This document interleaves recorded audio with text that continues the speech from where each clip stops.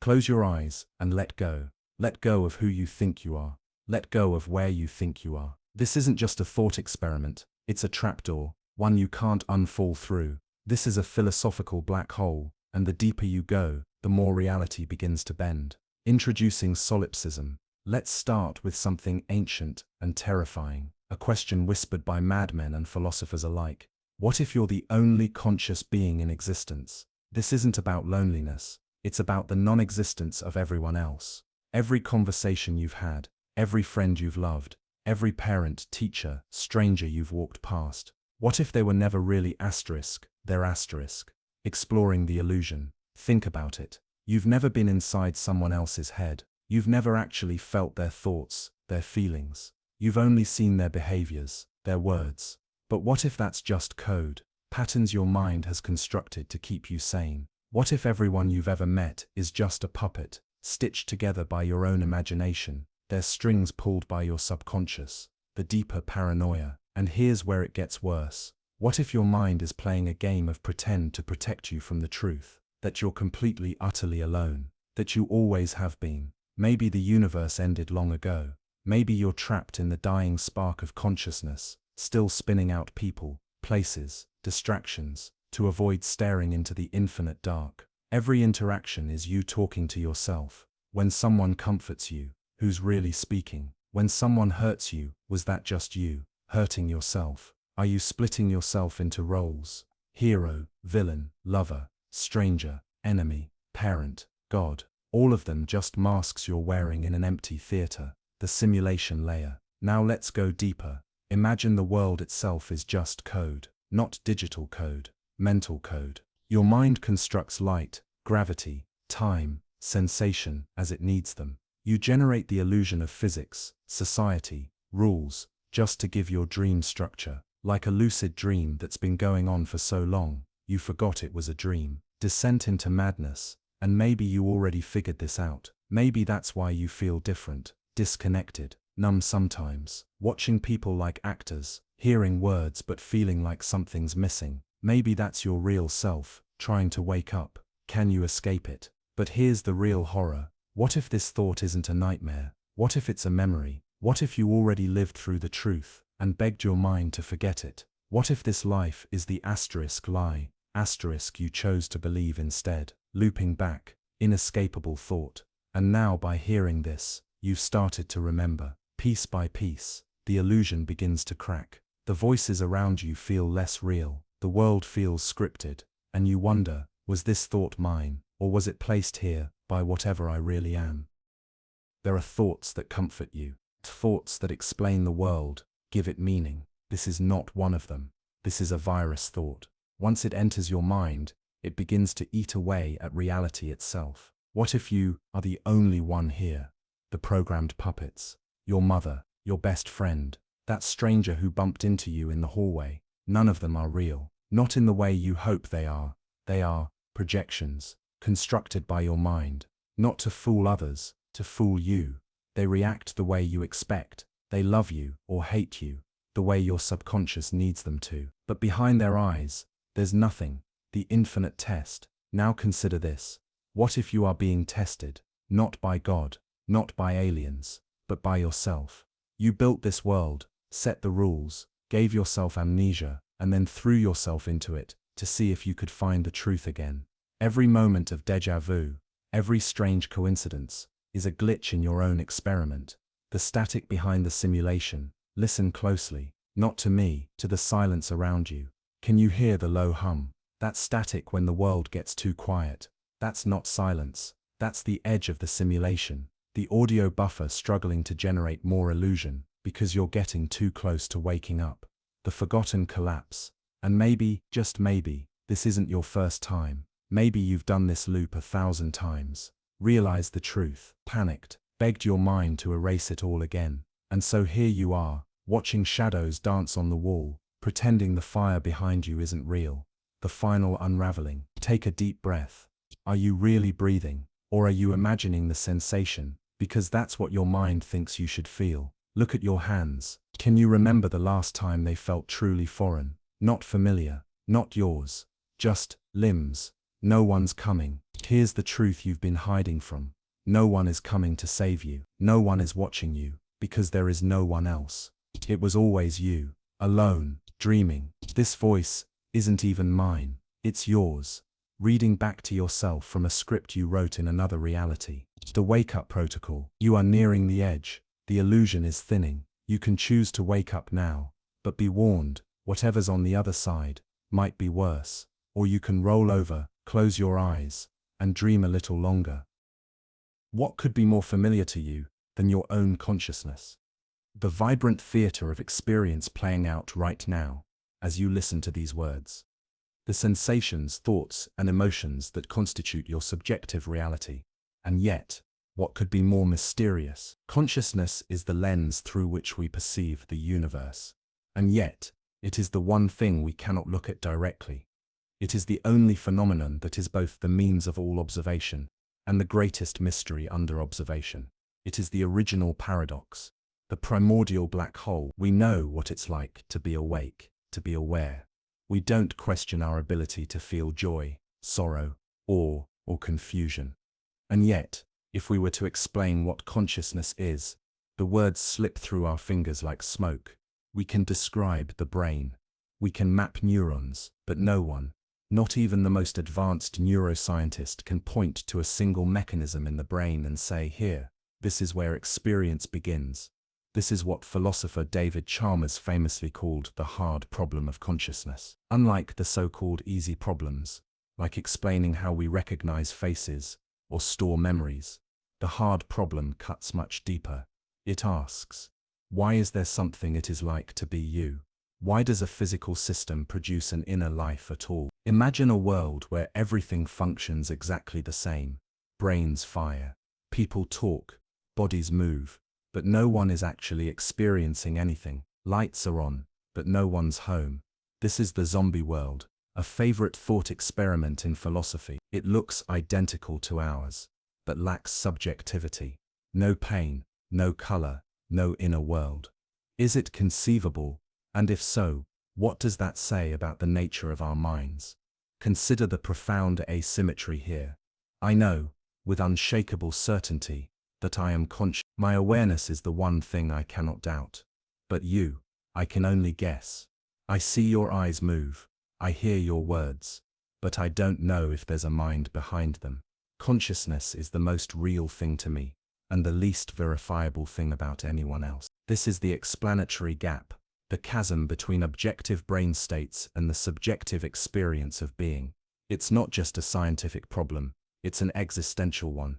Some philosophers like Daniel Dennett argue that this is all smoke and mirror, that the hard problem is really just a trick of language, a confusion born from introspection. Once we understand the brain's functions in detail, they argue, the mystery will vanish. Others disagree. Thomas Nagel famously wrote about what it is like to be a bat. Not just what a bat does, or how it behaves, but what it feels like to have a bat's subjective experience. And that, he argued, is forever inaccessible from the outside. This isn't just abstract theory. Think of a neuroscientist named Mary. She lives in a black and white room, studies the science of color her entire life, and knows every detail about how the brain processes color, but she has never seen red. The moment she steps outside and sees a red rose for the first time, has she learned something new, something that no amount of objective knowledge could prepare her for? If so, then experience has a quality that resists reduction, a first-person reality that no third-person account can capture. This realization leads some to suggest that consciousness might not be a byproduct of physical processes. It might be fundamental, just as we take particles and forces as given in physics. Maybe consciousness is another basic feature of the universe. The philosopher Galen Strawson argues just this. He calls it realistic monism. If consciousness is real, and it undeniably is, then it must be part of the fabric of reality itself. Others go further. The panpsychist view suggests that consciousness is not just in brains, it is everywhere, in everything, in some minimal form, that even a rock, in its own inscrutable way, participates in the field of awareness, not because it thinks, but because consciousness, like mass or charge, may be intrinsic to matter. These ideas may sound strange, perhaps even mystical, But consider the alternative, that somehow out of lifeless atoms and blind forces, awareness spontaneously arises, that from a storm of chemicals comes poetry, from the firing of neurons, the feeling of falling in love. Is that any less miraculous? And now we come to the darkest edge of this black hole. You are not just thinking about consciousness, you are inside it. You are consciousness looking at itself, trying to grasp its own origin, a strange loop, a recursive knot, like a mirror, looking at itself, endlessly reflecting. What if this self-awareness is not a feature, but what if it is not the crown jewel of evolution, but the original cosmic error? Can a thing truly comprehend itself?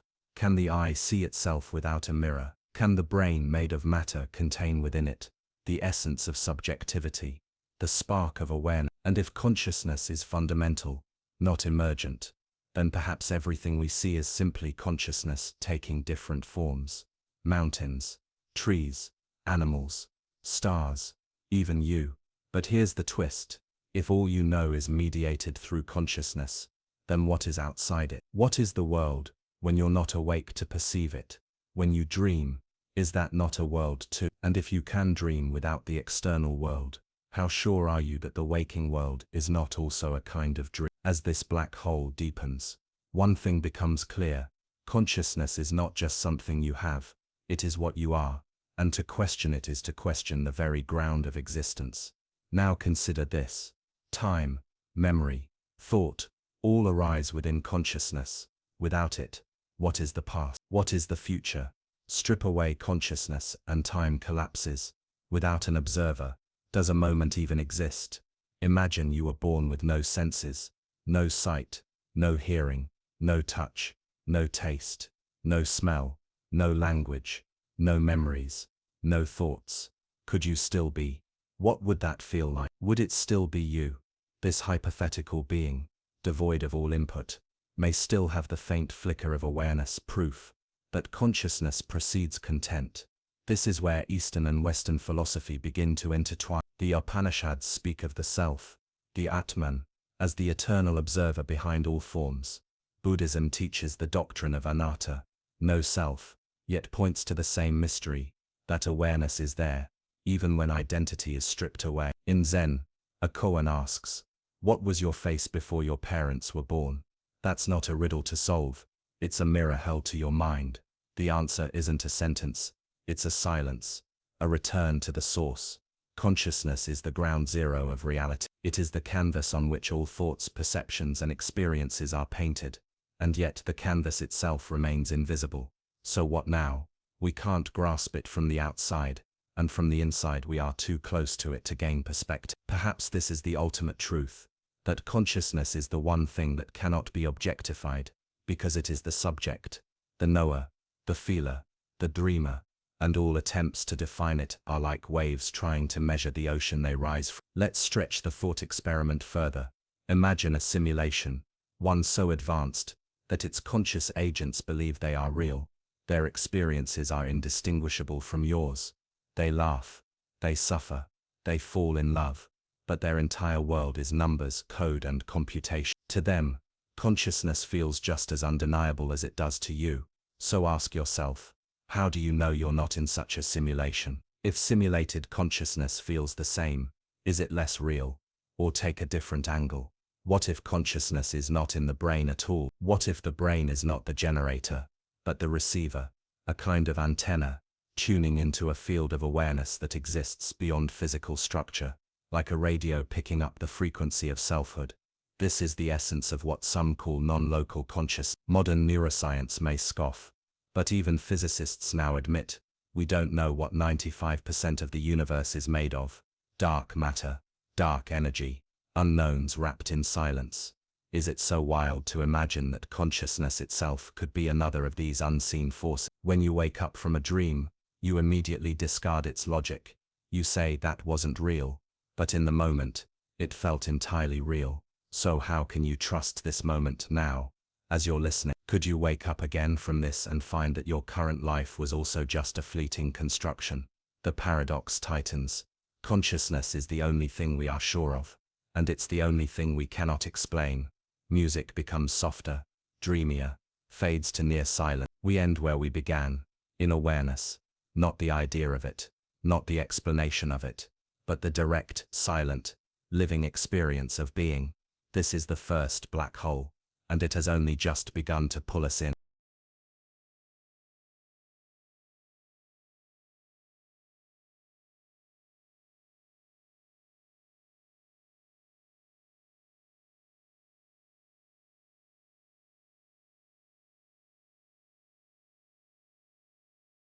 The Problem of Other Minds, a Philosophical Black Hole Introduction. How do you know that I'm conscious, or that your best friend has thoughts and feelings like yours, or that anyone else has a mind at all? Welcome to one of philosophy's deepest rabbit holes, the problem of other minds. I'm your name, and today we're diving into a philosophical black hole that once you enter, you may never see reality the same way again. This isn't just academic philosophy. This is about the fundamental mystery at the heart of your everyday life. Every time you look into someone's eyes and feel a connection, every time you assume someone understands your pain or shares your joy, you're making an enormous leap of faith across an abyss of uncertainty that philosophers have grappled with for centuries. By the end of today's journey, you'll understand why the problem of other minds isn't just some abstract puzzle, but a profound challenge that reshapes how we think about consciousness, reality, and what it means to be human. You'll never look at another person quite the same way again. So let's begin by asking the seemingly simple question: how do you know other minds exist? Defining the problem of other minds is deceptively simple to state but explosive in its implications. Here it is in its most basic form. I know directly and immediately that I have conscious experiences, thoughts, emotions, sensations. I experience my own mind from the inside. But I can never directly access anyone else's mind. I can see your behavior, hear your words, and observe your actions, but I can never experience your thoughts or feelings the way you do. I'm forever locked out of your subjective experience. This isn't just a clever philosophical game. It strikes at the heart of our most basic assumptions about reality and other people. Consider this: every single day you assume that other people have minds somewhat like yours. You assume your loved ones feel pain, experience joy, have hopes and dreams and fears. Your entire social world, your relationships, your morality, your sense of not being alone in the universe, all of it rests on an assumption you cannot directly verify. Before we go further, let's be clear about what we're asking and what we're not asking. We're not asking whether other humans have brains. Of course they do, and we can verify that scientifically. We're not asking whether other humans behave as if they have minds. Obviously they do. We're asking something much deeper. How can we know that these other humans have subjective inner experiences like ours? How do we know they aren't, to use philosopher David Chalmers' term, philosophical zombies, beings who act exactly like conscious humans but have no inner subjective experience whatsoever? Now you might be thinking this is absurd. Of course other people have minds. It's self-evident. But here's where philosophy gets interesting. This self-evident truth is actually one of the hardest things to prove. And attempting to prove it leads us into fascinating territories of epistemology, metaphysics, and the nature of consciousness itself. The historical context: the problem of other minds has deep historical roots. While humans have likely wondered about the minds of others since the dawn of self-consciousness, the problem was first formally articulated in Western philosophy during the modern period. René Descartes, the 17th century French philosopher, famous for "I think therefore I am," inadvertently deepened this problem. By establishing that the only thing we can know with absolute certainty is our own consciousness, he created what philosophers call the Cartesian theatre, the view that our minds are private stages visible only to ourselves. John Stuart Mill, in the 19th century, offered what seemed like a solution with his argument from analogy. Mill suggested that since other humans behave like me in similar circumstances, and I know I have a mind, I can reasonably infer they have minds too. If I yell ouch when I stub my toe, because I feel pain, and you yell ouch when you stub your toe, it's reasonable to think you feel pain too. But this solution quickly unravels. After all, how good is this analogy? I have evidence of exactly one mind from the inside, my own. Making a sweeping conclusion about billions of other potential minds based on a sample size of one is statistically absurd.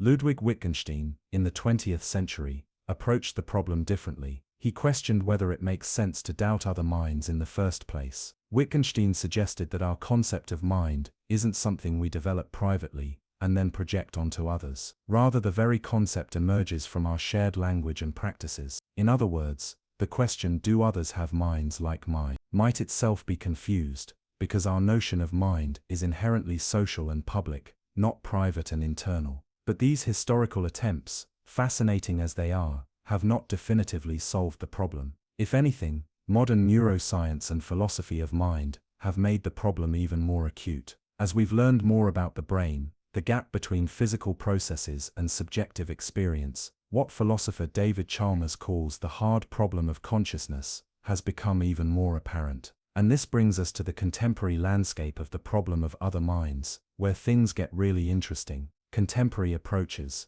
So how do contemporary philosophers and scientists approach this problem? There are several fascinating avenues. First, there's the theory. This approach suggests that we have implicit theories about other minds that we develop and refine throughout our lives. We don't just guess about other minds, we build sophisticated theoretical frameworks for understanding them. These theories let us predict others' behavior and interpret their actions as stemming from beliefs, desires, and other mental states. Then there's simulation theory, championed by philosophers like Alvin Goldman. This view holds that we understand other minds by simulating their mental states in our own minds. When I try to figure out what you're thinking or feeling, I imagine myself in your situation and use my own mental machinery to simulate what you might be experiencing. Recent neuroscience research on mirror neurons, brain cells that fire both when we perform an action and when we see someone else perform that action, has been cited as potential evidence for simulation processes in our brains. But both theory and simulation theory face a fundamental challenge. They can explain how we attribute mental states to others, but they don't resolve the skeptical worry that these attributions might be systematically wrong. These theories tell us how we think about other minds, not whether other minds actually exist as we imagine them. Another contemporary approach comes from enactivism and embodied cognition. These views, developed by philosophers like Evan Thompson and Alva Noah, suggest that consciousness isn't solely contained within our brains, but emerges from the dynamic interaction between organisms and their environments. On this view, perhaps we can directly perceive aspects of others' consciousness in their embodied behavior, not just infer it or simulate it. When you see someone smile genuinely, perhaps you're not just seeing facial muscles move, you're directly perceiving their happiness expressed in bodily form. But the most radical contemporary approach comes from panpsychism, the view that consciousness is a fundamental feature of the universe, present in some form throughout all of reality. Philosophers like Philip Goff and Galen Strawson have argued that consciousness might be an intrinsic property of matter itself. If panpsychism is true, then the problem of other minds shifts dramatically. The question becomes not do other minds exist, but rather how our conscious experience is structured and organized in different systems. Rocks, plants, animals, and humans might all have forms of consciousness, just organized very differently. These contemporary approaches open fascinating new avenues for thinking about other minds, but none has definitively solved the problem. And this brings us to the truly mind-bending implications of this philosophical black hole. Profound implications. The problem of other minds isn't just an academic curiosity. It has profound implications for how we understand ourselves and our place in the world. First, it challenges our most basic moral intuitions. Our ethical systems generally assume that others can suffer and feel pain like we do. We believe it's wrong to harm others because we understand they experience suffering. But if we can't be certain that others have conscious experiences, what grounds do we have for moral consideration? Peter Singer, the influential moral philosopher, argues that the capacity for suffering is the key trait that gives a being moral status. But the problem of other minds raises a troubling question: how can we know for sure who or what can suffer? This leads to a second implication: the moral status of non-human entities. If we struggle to know whether other humans have minds like ours, what about animals, or artificial intelligence? As AI systems become increasingly sophisticated, philosophers like David Chalmers ask whether they might develop consciousness, and if they did, how would we know? The problem of other minds is no longer just about other humans. It extends to the growing category of entities that might deserve moral consideration if they are conscious. Third, this problem reshapes how we think about social connection. Philosophers from Martin Buber to Emmanuel Levinas have argued that genuine human connection involves recognizing the irreducible otherness of another consciousness. But if we can never truly know that other consciousness exists, what does this mean for our relationships? Perhaps true connection requires a leap of faith, an acceptance that we can never have certainty about other minds, but we choose to act as if they exist anyway. There's something profound, even spiritual, about this choice to believe in other minds despite our inability to verify their existence. Fourth, the problem of other minds connects deeply with issues of solipsism, the philosophical position that only one's own mind can be known to exist. If I can never verify other minds, am I trapped forever in a kind of existential solitude, unable to truly know whether I am alone in the universe? This question has haunted philosophers, artists, and anyone who has experienced profound loneliness. The yearning to bridge the gap between to truly know and be known by another may be one of the most fundamental human desires, but perhaps there's a positive side to this apparent limitation. The philosopher Emmanuel Levinas suggested that the very unknowability of the other is what gives our relationships ethical significance. If I could fully know your mind, I might reduce you to my categories and concepts. Your mystery, your transcendence of my understanding, is precisely what makes you worthy of ethical treatment. In this view, the problem of other minds isn't a bug in our philosophical system, it's a feature that ensures we approach others with humility and respect. Potential solutions and their limitations. So are we forever trapped in this philosophical black hole, or are there ways out? Let's explore some potential solutions and their limitations. First, there's the pragmatic approach. Philosophers like William James might argue that belief in other minds is justified because it works. It allows us to navigate the social world successfully. If treating others as having minds helps us predict their behavior and form meaningful relationships, perhaps that's justification enough. But this doesn't address the truth question. The fact that believing in other minds is useful doesn't necessarily mean it's true.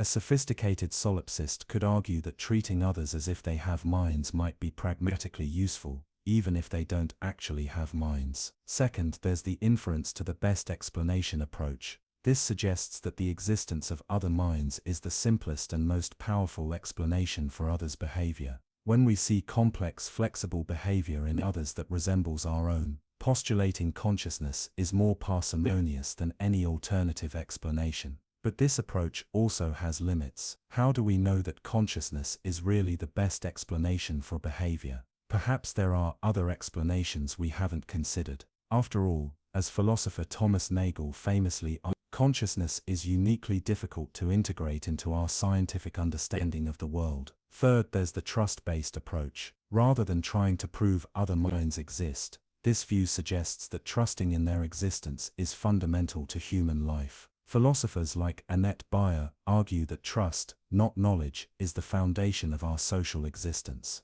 But trust without any basis can seem like wishful thinking. Is there a middle ground between demanding absolute proof and simply taking a blind leap of faith? Fourth, there's the phenomenological approach associated with philosophers like Maurice Merleau-Ponty and Dan Zahavi. This view suggests that we directly experience others as conscious beings in our interactions with them. We don't infer their consciousness, we perceive it directly in their embodied presence. But critics ask, how can I perceive your consciousness when it's inherently private? Am I really perceiving your mind, or just projecting my expectations onto your behavior? Perhaps the most honest answer is that the problem of other minds remains fundamentally unresolved. But this doesn't mean it's not worth thinking about. Like many philosophical black holes, its value may lie not in finding a definitive solution, but in how it transforms our understanding along the way. Thought experiments and mind-bending scenarios to really appreciate the depth of this philosophical black hole. Let's explore some mind-bending thought experiments that bring the problem into sharper focus. First, consider the brain in a vat scenario. Imagine your brain has been removed from your body, placed in a vat of life-sustaining liquid, and connected to a supercomputer that feeds your brain electrical signals identical to those you would receive through normal sensory interaction with the world. In this scenario, your conscious experience might be exactly the same as it is now. You would see, hear, and seemingly interact with people who appear to have minds. But those people would be mere simulations. They would behave exactly like conscious beings, but would not have any subjective experience. Could you tell the difference? How would you know? Next, consider philosopher David Chalmers' concept of philosophical zombies, beings physically identical to humans in every way, who behave exactly like humans but lack consciousness entirely. There's nothing it is like to be a philosophical zombie. No inner experience, no feelings, no awareness. The troubling thing is that philosophical zombies would pass every behavioral test for consciousness. They would insist they are conscious, write poetry about their inner lives, and even engage in philosophical debates about consciousness, all without actually being conscious. If such beings are even conceptually possible, and this is hotly debated, then behavior alone can never prove consciousness. Your friend might pass every test for consciousness you could devise, yet still lack any inner experience. Then there's the inverted spectrum thought experiment. Imagine someone who experiences colors in a way that's systematically inverted from yours. When they look at the sky, they have the subjective experience you have when looking at orange things, but they still call it blue, because that's what they were taught to call it. Since both of you would use language the same way, and behave identically in response to colors, you would never know their experience differs radically from yours. This suggests that even if other minds exist, their subjective experiences might be utterly different from what we imagine. Finally, consider the alien mind scenario. Imagine encountering an extraterrestrial intelligence with a fundamentally different cognitive architecture. Perhaps they experience 5 sense modalities we lack entirely. Perhaps their consciousness is distributed across a hive mind, rather than localized in individuals. How would we recognize such consciousness? Our usual behavioral cues for detecting minds evolved to work with other humans. We might completely miss consciousness organized in radically different ways. These thought experiments aren't just philosophical games. They reveal the profound limitations we face when trying to know other minds. They suggest that our confidence about others' consciousness may rest on assumptions that are far shakier than we typically acknowledge. The problem in scientific research, the problem of other minds, isn't just for philosophers. It poses profound challenges for scientific research as well. Consider the science of consciousness. Researchers in this field face a unique epistemological hurdle. They're trying to develop objective measures for an inherently subjective phenomenon. The primary data of consciousness, what it feels like from the inside, is directly accessible only to the experiencing subject. This creates what philosopher David Chalmers calls the measurement problem of consciousness. How do you measure something you can't directly observe in others? Current scientific approaches rely heavily on self-report. If you want to know if a person is conscious of seeing a faint light, you ask them. If you want to know if a patient in a vegetative state is conscious, you might ask them to imagine playing tennis while scanning their brain to see if motor planning areas activate. But self-report depends on communication, and communication already assumes consciousness. We face a circularity. We use behavior, including verbal behavior, to infer consciousness, but the interpretation of that behavior as evidence for consciousness already assumes consciousness. This problem becomes even more acute when studying consciousness in non-verbal behavior. How do we determine if a dog or an octopus is conscious? They can't tell us. We observe their behavior and brain activity, and make inferences. But these inferences rest on analogies to human consciousness, the very thing we're trying to establish. Philosophers like Peter Godfrey Smith have done fascinating work on octopus consciousness, noting that octopuses have evolved intelligence completely independently from mammals. Their nervous systems are radically different from ours, with most neurons located in their arms rather than centralized in a brain. Yet they show remarkable problem-solving abilities and behavioral flexibility. Are they conscious? If so, what is it like to be an octopus? The philosopher Thomas Nagel famously asked what it is like to be a bat, a mammal more closely related to us than octopuses. Even there, he argued, we face insurmountable difficulties in imagining bat consciousness. And then there's artificial intelligence. As AI systems become increasingly sophisticated, some researchers argue we may eventually create artificial consciousness. But how would we know? The Turing test, proposed by Alan Turing in 1950, suggests that if a machine can consistently fool humans into believing it's human through conversation, we should attribute intelligence to it. But many philosophers argue that passing the Turing test doesn't necessarily indicate consciousness. A system might perfectly simulate conscious responses without having any subjective experience. This is the Chinese room argument made famous by philosopher John Searle. A system might behave exactly as if it understands Chinese without actually understanding anything. These scientific challenges illustrate why the problem of other minds isn't just an abstract philosophical puzzle. It has concrete implications for how we conduct consciousness research, how we interpret results, and how we make ethical decisions about non-human consciousness. The problem in everyday life. You might think the problem of other minds is just a philosophical curiosity, with no real impact on daily life. But look closer,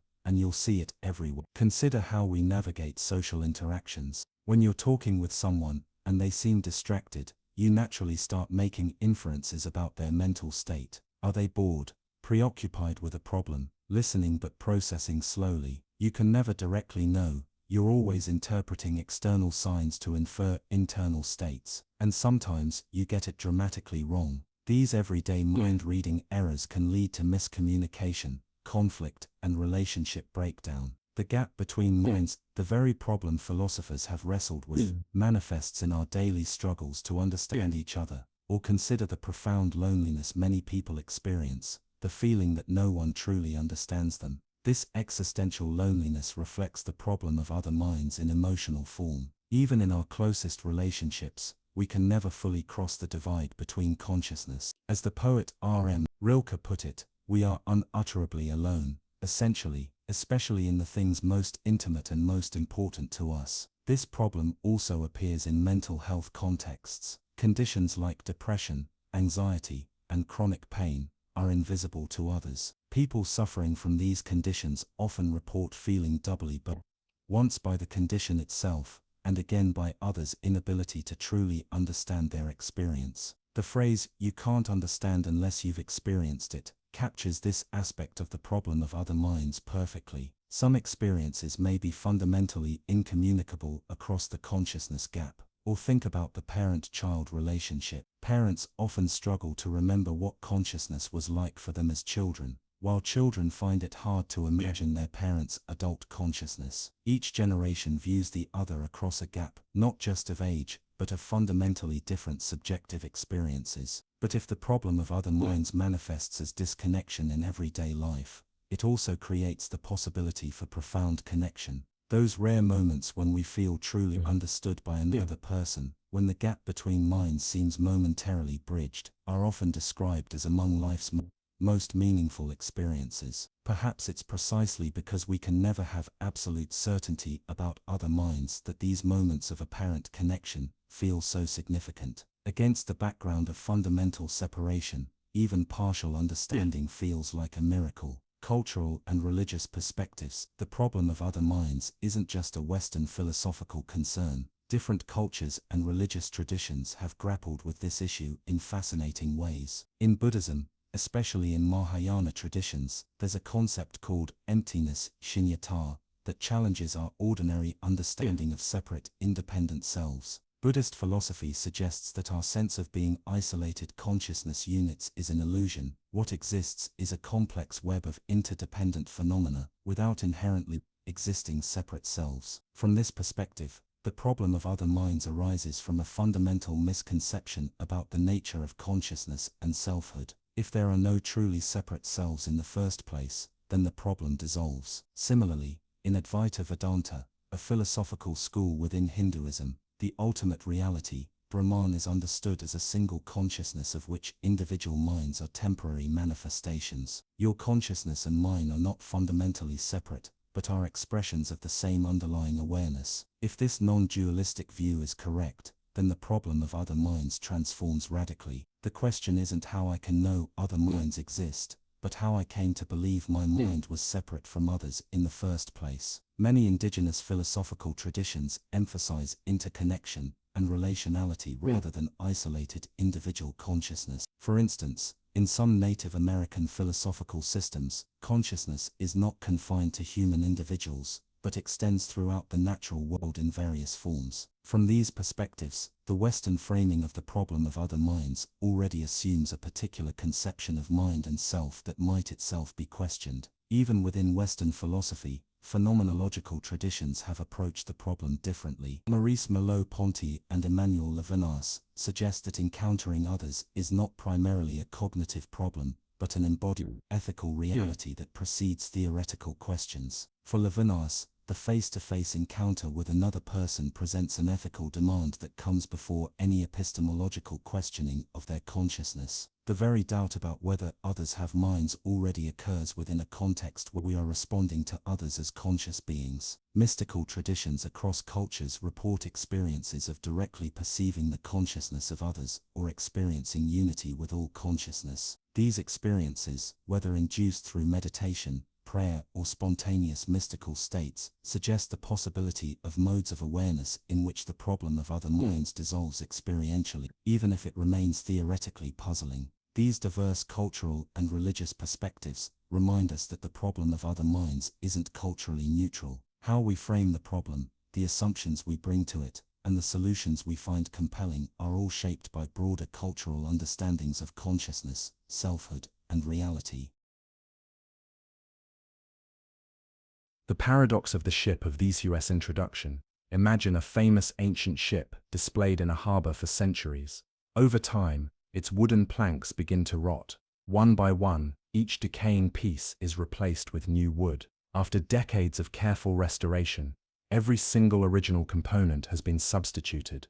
The question emerges, is this still the same ship? If not, at what precise moment did it cease to be the original vessel? When the first plank was replaced? When half was swapped out? Or only when the final original piece was removed? But wait, there's more to this puzzle. What if someone collected all the discarded original pieces and reassembled them into a second ship? Which vessel would truly be the ship of Theseus? The restored version that maintained its form and function continuously, or the reconstructed one built from the original materials? Welcome to one of philosophy's most enduring thought experiments, the paradox of the ship of Theseus. I'm your name, and today we're diving into this fascinating philosophical conundrum that has challenged thinkers for over 2 millennia, a paradox that raises profound questions about identity, continuity, and what makes something fundamentally itself. The original paradox. The ship of Theseus paradox originated in ancient Greece, attributed to Plutarch in the late 1st century. He wrote of the ship belonging to the mythical hero Theseus, the same Theseus who slew the Minotaur in the labyrinth of Crete. The Athenians preserved this legendary vessel for generations, replacing deteriorated planks as needed. Plutarch posed the question, if over time every piece of the ship has been replaced, is it still the same ship? This seemingly simple question has spawned philosophical debate for thousands of years because it strikes at something fundamental, how we understand identity over time. The paradox forces us to confront whether identity is determined by material composition, the physical stuff something is made of, structure and form, how those materials are arranged. Historical continuity, the unbroken chain of causation, function, what purpose the object serves, or something else entirely. Let's consider some intuitive responses we might have. On one hand, it seems reasonable to say it remains the same ship. After all, there was never a moment when it stopped being Theseus's ship. The restoration happened gradually, maintaining its form and function throughout. On the other hand, if nothing material from the original remains, calling it the same ship seems misleading. If I showed you 2 photographs, one of the ship with all original materials and one after complete restoration, and you didn't know the history, you might reasonably conclude they were different ships that merely looked identical. The twist, 2 ships. Now let's introduce the twist that makes this paradox even more perplexing. Imagine that as each original plank was removed from Theseus's ship, someone collected these pieces. Once they had gathered every discarded component, they reassembled them into a second ship with identical design. Now we have 2 ships, ship A, the continuously maintained vessel where every piece has been replaced. Ship B, a reconstructed vessel made entirely from the original materials. So which one is the authentic ship of Theseus? Ship A, maintained continuity of form and function without interruption. Ship B, possesses all the original materials. Both have compelling claims to being the real ship. Could they both be the ship of Theseus? Could neither be? The paradox deepens. Philosophical approaches throughout history. Philosophers have approached this paradox from various angles. Let's explore some of their perspectives.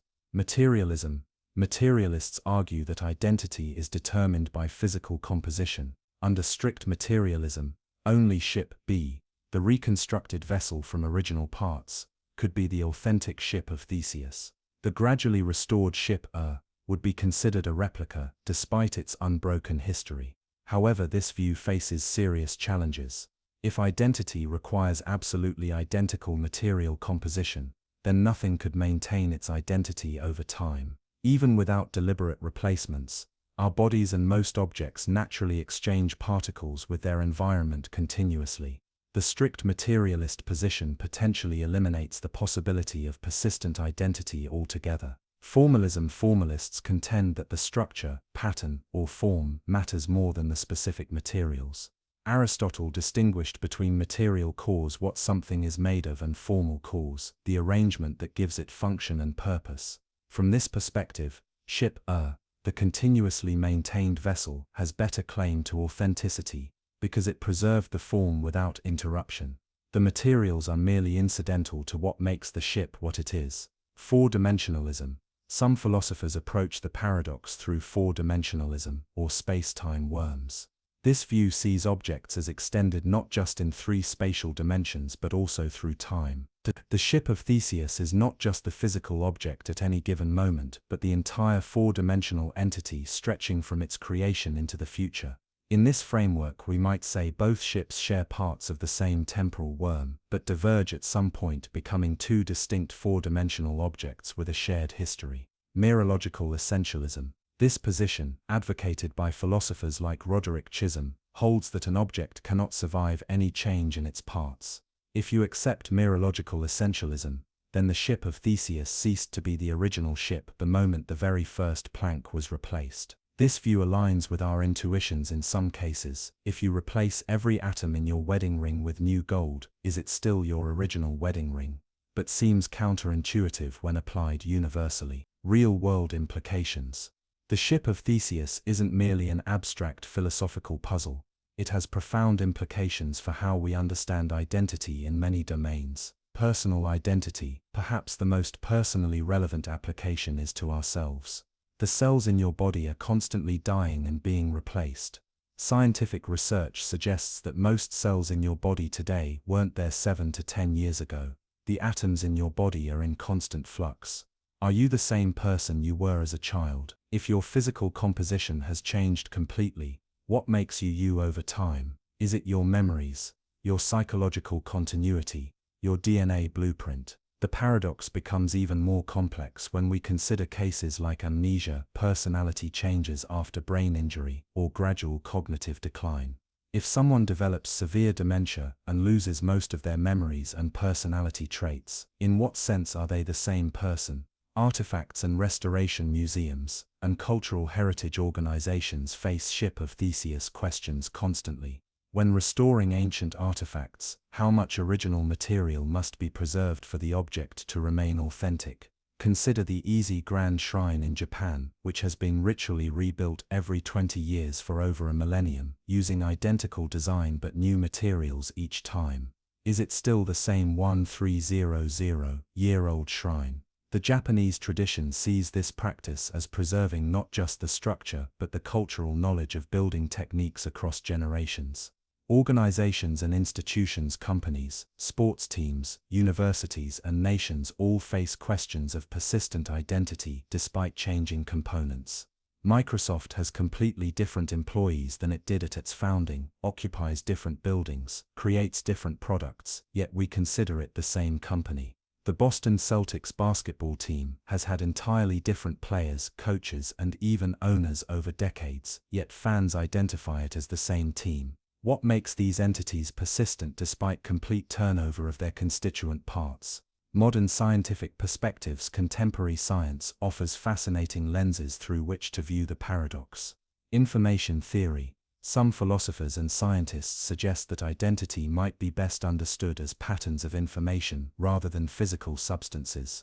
Under this view, what makes the ship of Theseus itself is the information content, its design, history, and role, not the specific atoms comprising it. This perspective has gained traction in the digital age, where we routinely separate information from specific physical substrates. When you move a file from one drive to another, you consider it the same file despite being physically instantiated in different materials. Quantum physics. Quantum mechanics challenges our classical notions of distinct objects with definite properties. At the quantum level, particles don't have well-defined positions or identities independent of measurement. The very concept of sameness becomes problematic. Some quantum interpretations suggest that identity might be fundamentally probabilistic rather than definite. Perhaps the restored ship is and isn't the original, in different degrees or probabilities. Cognitive science research in cognitive science reveals that humans don't track object identity through abstract philosophical principles but through cognitive shortcuts and intuitive physics. Our brains are wired to track objects through space and time by prioritizing certain features over others. Studies show we tend to weight spatial temporal continuity very heavily in identity judgments. This might explain why many people intuitively favor Shipper, the continuously maintained vessel, as the real ship of Theseus. Our brains naturally track identity through continuous existence rather than material composition. The paradox in popular culture. The ship of Theseus has captivated not just philosophers but storytellers and artists across mediums. In Marvel's WandaVision, 2 versions of the character Vision directly discuss the paradox, with one asking, "But what is grief if not love persevering?" In a poignant exploration of identity after transformation, the paradox features prominently in Neil Stephenson's science fiction novel Anathem, exploring identity when consciousness can be transferred between bodies. The 2013 Indian film Ship of Theseus uses the paradox as a framework to follow 3 characters who have received organ transplants, examining how these physical changes affect their sense of self. Even John Dies at the end playfully addresses the paradox with a scene about an axe that has had both its handle and head replaced. Is it still the same axe? Technological futures. Looking forward, emerging technologies will make the Ship of Theseus paradox increasingly relevant to our lives. Mind uploading. Some futurists and transhumanists propose that one day we might be able to scan a human brain and upload its contents to a computer or artificial body. Would this digital copy be the same person as the biological original? If both existed simultaneously, which would have better claim to being the real you? Teleportation. Science fiction has long imagined teleportation devices that disassemble your atoms in one location and reassemble them elsewhere. Philosophers like Derek Parfit have used such thought experiments to question whether the person who emerges is truly the same as the person who entered. Is continuity of consciousness necessary for persistent identity? AI and digital entities. As artificial intelligence develops, we may create entities that can be copied, merged, forked, or partially updated. If an AI makes a copy of itself with slight modifications, are these the same entity? What if they merge again later? Our traditional concepts of identity may prove insufficient for these new possibilities. Music tension builds. Part 8. Philosophical conclusions. After examining the paradox from multiple angles, what conclusions might we draw? Perhaps the first insight is that identity isn't a simple binary property, but multifaceted and complex. Different criteria for identity serve different purposes in different contexts. When I ask if this phone is the same one I bought last year, I'm typically concerned with ownership rights and function, not whether every atom is identical. When asking if someone is the same person after trauma, we might prioritize psychological continuity over physical sameness. The philosopher Wittgenstein might suggest that the paradox arises from confused language rather than reality itself.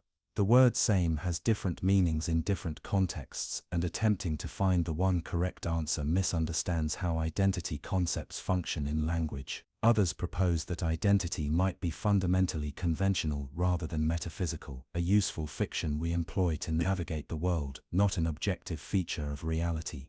Ultimately, the Ship of Theseus paradox reveals something profound. Identity is not something we simply discover in the world, but something we construct through our concepts, values, and practices. There is no detector we could build to objectively determine which ship is really the ship of Theseus, because identity is partially determined by how we choose to define and track it.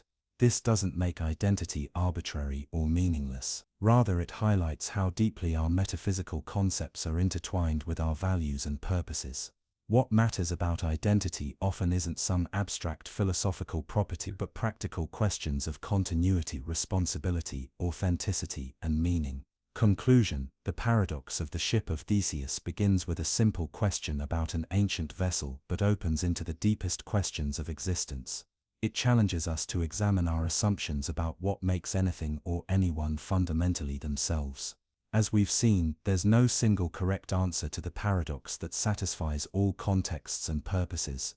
Instead, the paradox offers us a powerful tool for thinking about identity in its many forms: physical, personal, cultural, and conceptual. Perhaps the true value of the ship of Theseus isn't in solving it definitively, but in sailing its paradoxical waters, exploring the rich philosophical terrain it reveals about persistence and change, continuity and transformation. The next time you upgrade your phone, replace parts in your car, look at an old photograph of yourself, or contemplate how you've changed over the years, remember Theseus's ancient vessel and the profound questions it continues to pose after thousands of years. Thank you for joining me on this philosophical journey. If you enjoyed this exploration, please like, subscribe, and share your thoughts in the comments below. How would you answer the paradox? Which ship would you consider the real ship of Theseus, and why?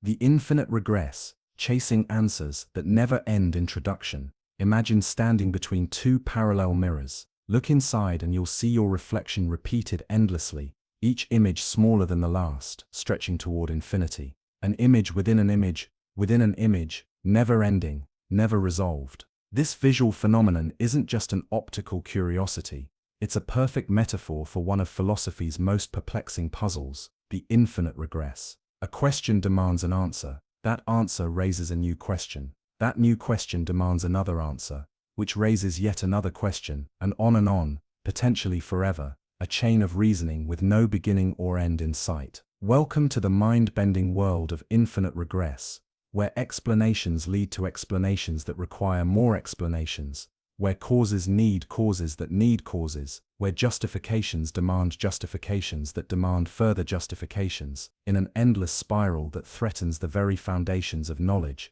existence, and reason itself. I'm your name, and today we're diving deep into this philosophical abyss, exploring how this seemingly abstract problem has haunted thinkers for millennia, and continues to challenge our most fundamental assumptions about reality. Defining the problem: thoughtful, intellectual music. At its core, an infinite regress occurs when the solution to a problem regenerates the same problem, requiring the same solution again and again and again, without end. Imagine asking a child why the sky is blue. They might say because that's its color. If you ask, but why is that its color? They might respond, because that's just how it is. Not satisfied, you press, but why is that how it is? At some point, the chain of explanations must either circle back on itself, creating a loop, stop at an unexplainable foundation, an axiom, continue infinitely without resolution, an infinite regress. The problem with infinite regress is that it prevents complete understanding. If every answer requires another answer without end, have we actually explained anything at all? An explanation that never terminates seems, paradoxically, to explain nothing. Philosophers typically consider infinite regresses to be problematic or vicious when they prevent the possibility of a satisfactory explanation. This doesn't mean all infinite sequences are problematic. Mathematicians work comfortably with infinite series and recursion. The trouble arises specifically when infinity undermines the very purpose of the explanation we're seeking. For example, if you claim to know something because you learned it from a reliable source, and that source is reliable because another source vouched for it, and that source is reliable because yet another source confirmed it, and this chain continues infinitely, the foundation of your knowledge becomes unstable. Without a stopping point, can you really claim to know anything at all? Historical perspectives on infinite regress. The problem of infinite regress has troubled thinkers since antiquity. Let's examine how philosophers throughout history have grappled with this puzzle. Ancient Greek philosophy Aristotle recognized the threat of infinite regress in his Metaphysics, where he argued that explanations cannot proceed infinitely. He insisted there must be a first mover, or unmoved mover, something that causes without being caused, explains without needing explanation. For Aristotle, infinite regress was not merely confusing, but logically impossible in causal sequences. Zeno of Elea famously used infinite regress in his paradoxes to challenge our understanding of motion and change. In his dichotomy paradox, he argued that before traveling a distance, you must first travel half that distance, and before that half of that half, and so on infinitely, suggesting that motion itself is impossible because you would need to complete an infinite number of tasks to move at all. The Pyrrhonian skeptics deliberately employed infinite regress as a technique to suspend judgment. When any claim was made, they would ask for its justification. Whatever justification was offered, they would ask for that justification's justification, continuing indefinitely to demonstrate that certain knowledge was unattainable. Medieval philosophy. In medieval Islamic philosophy, Al-Ghazali used the problem of infinite regress in his argument for a necessary first cause of the universe, what became known as the Kalam cosmological argument. He contended that an infinite regress of causes was impossible, therefore the universe must have had a beginning and a first cause, which he identified as God. Thomas Aquinas similarly deployed arguments against infinite regress in his famous 5 ways to prove God's existence. His first way argues from motion, since nothing can move itself, and an infinite regress of movers is impossible, there must be a first mover, God. Each of his ways follows a similar structure, identifying a phenomenon, arguing against its infinite regression, and concluding with God as the termination point. Modern philosophy.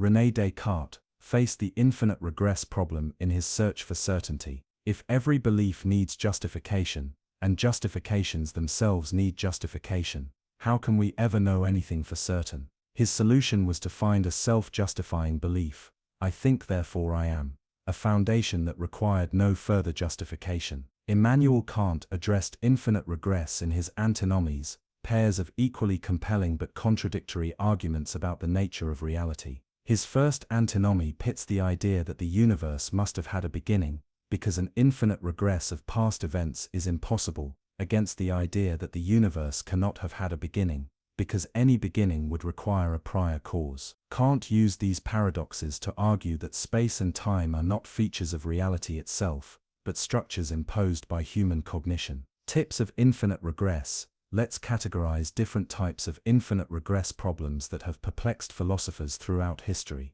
Causal regress. Perhaps the most familiar form, causal regress, occurs when every cause requires a prior cause. If everything that exists needs a cause for its existence, what caused the first thing, and what caused that cause? The classic cosmological arguments for God's existence are attempts to terminate this regress with an uncaused cause or necessary being. But the solution raises its own questions. If everything needs a cause except God, isn't that special pleading? If God doesn't need a cause, why can't the universe itself be causeless? The debate continues. Epistemic regress. This regress concerns the justification of knowledge claims. If knowledge requires justified beliefs, and justifications themselves require justification, we face 3 possibilities. Foundationalism. Some beliefs are basic and require no further justification. Coherentism. Beliefs justify each other in a coherent web or circle. Infinitism. The chain of justifications continues infinitely. Each approach has its champions and critics. Foundationalists must explain what makes basic beliefs special. Coherentists must avoid circular reasoning. Infinitists must explain how an infinite chain can provide actual justification. Ontological regress. This concerns the nature of being itself. If everything depends on something else for its existence, we face an infinite regress of ontological dependence. For instance, if properties like redness exist as universals, do these universals themselves have properties that exist as further universals? This leads to what's called Bradley's regress, named after F. H. Bradley, who identified this problem with relations between things. Logical regress. This occurs when the rules of logic themselves require justification, but that justification must use logic, creating a circular dependency. Lewis Carroll illustrated this in What the Tortoise Said to Achilles. where a character refuses to accept the conclusion of a logical argument without adding each logical rule as an explicit premise, leading to an infinite number of premises. Mereological regress. This concerns parts and wholes. If everything is made of parts, and those parts are made of smaller parts, does this division continue infinitely? Is matter infinitely divisible, or are there fundamental indivisible components? Music transition. Famous examples of infinite regress. Let's explore some classic examples that illustrate the brain-bending nature of infinite regress. The cosmological regression. The question "why does the universe exist?" leads to a potential infinite regress. If we say the Big Bang created it, we can ask what caused the Big Bang. Whatever answer we give,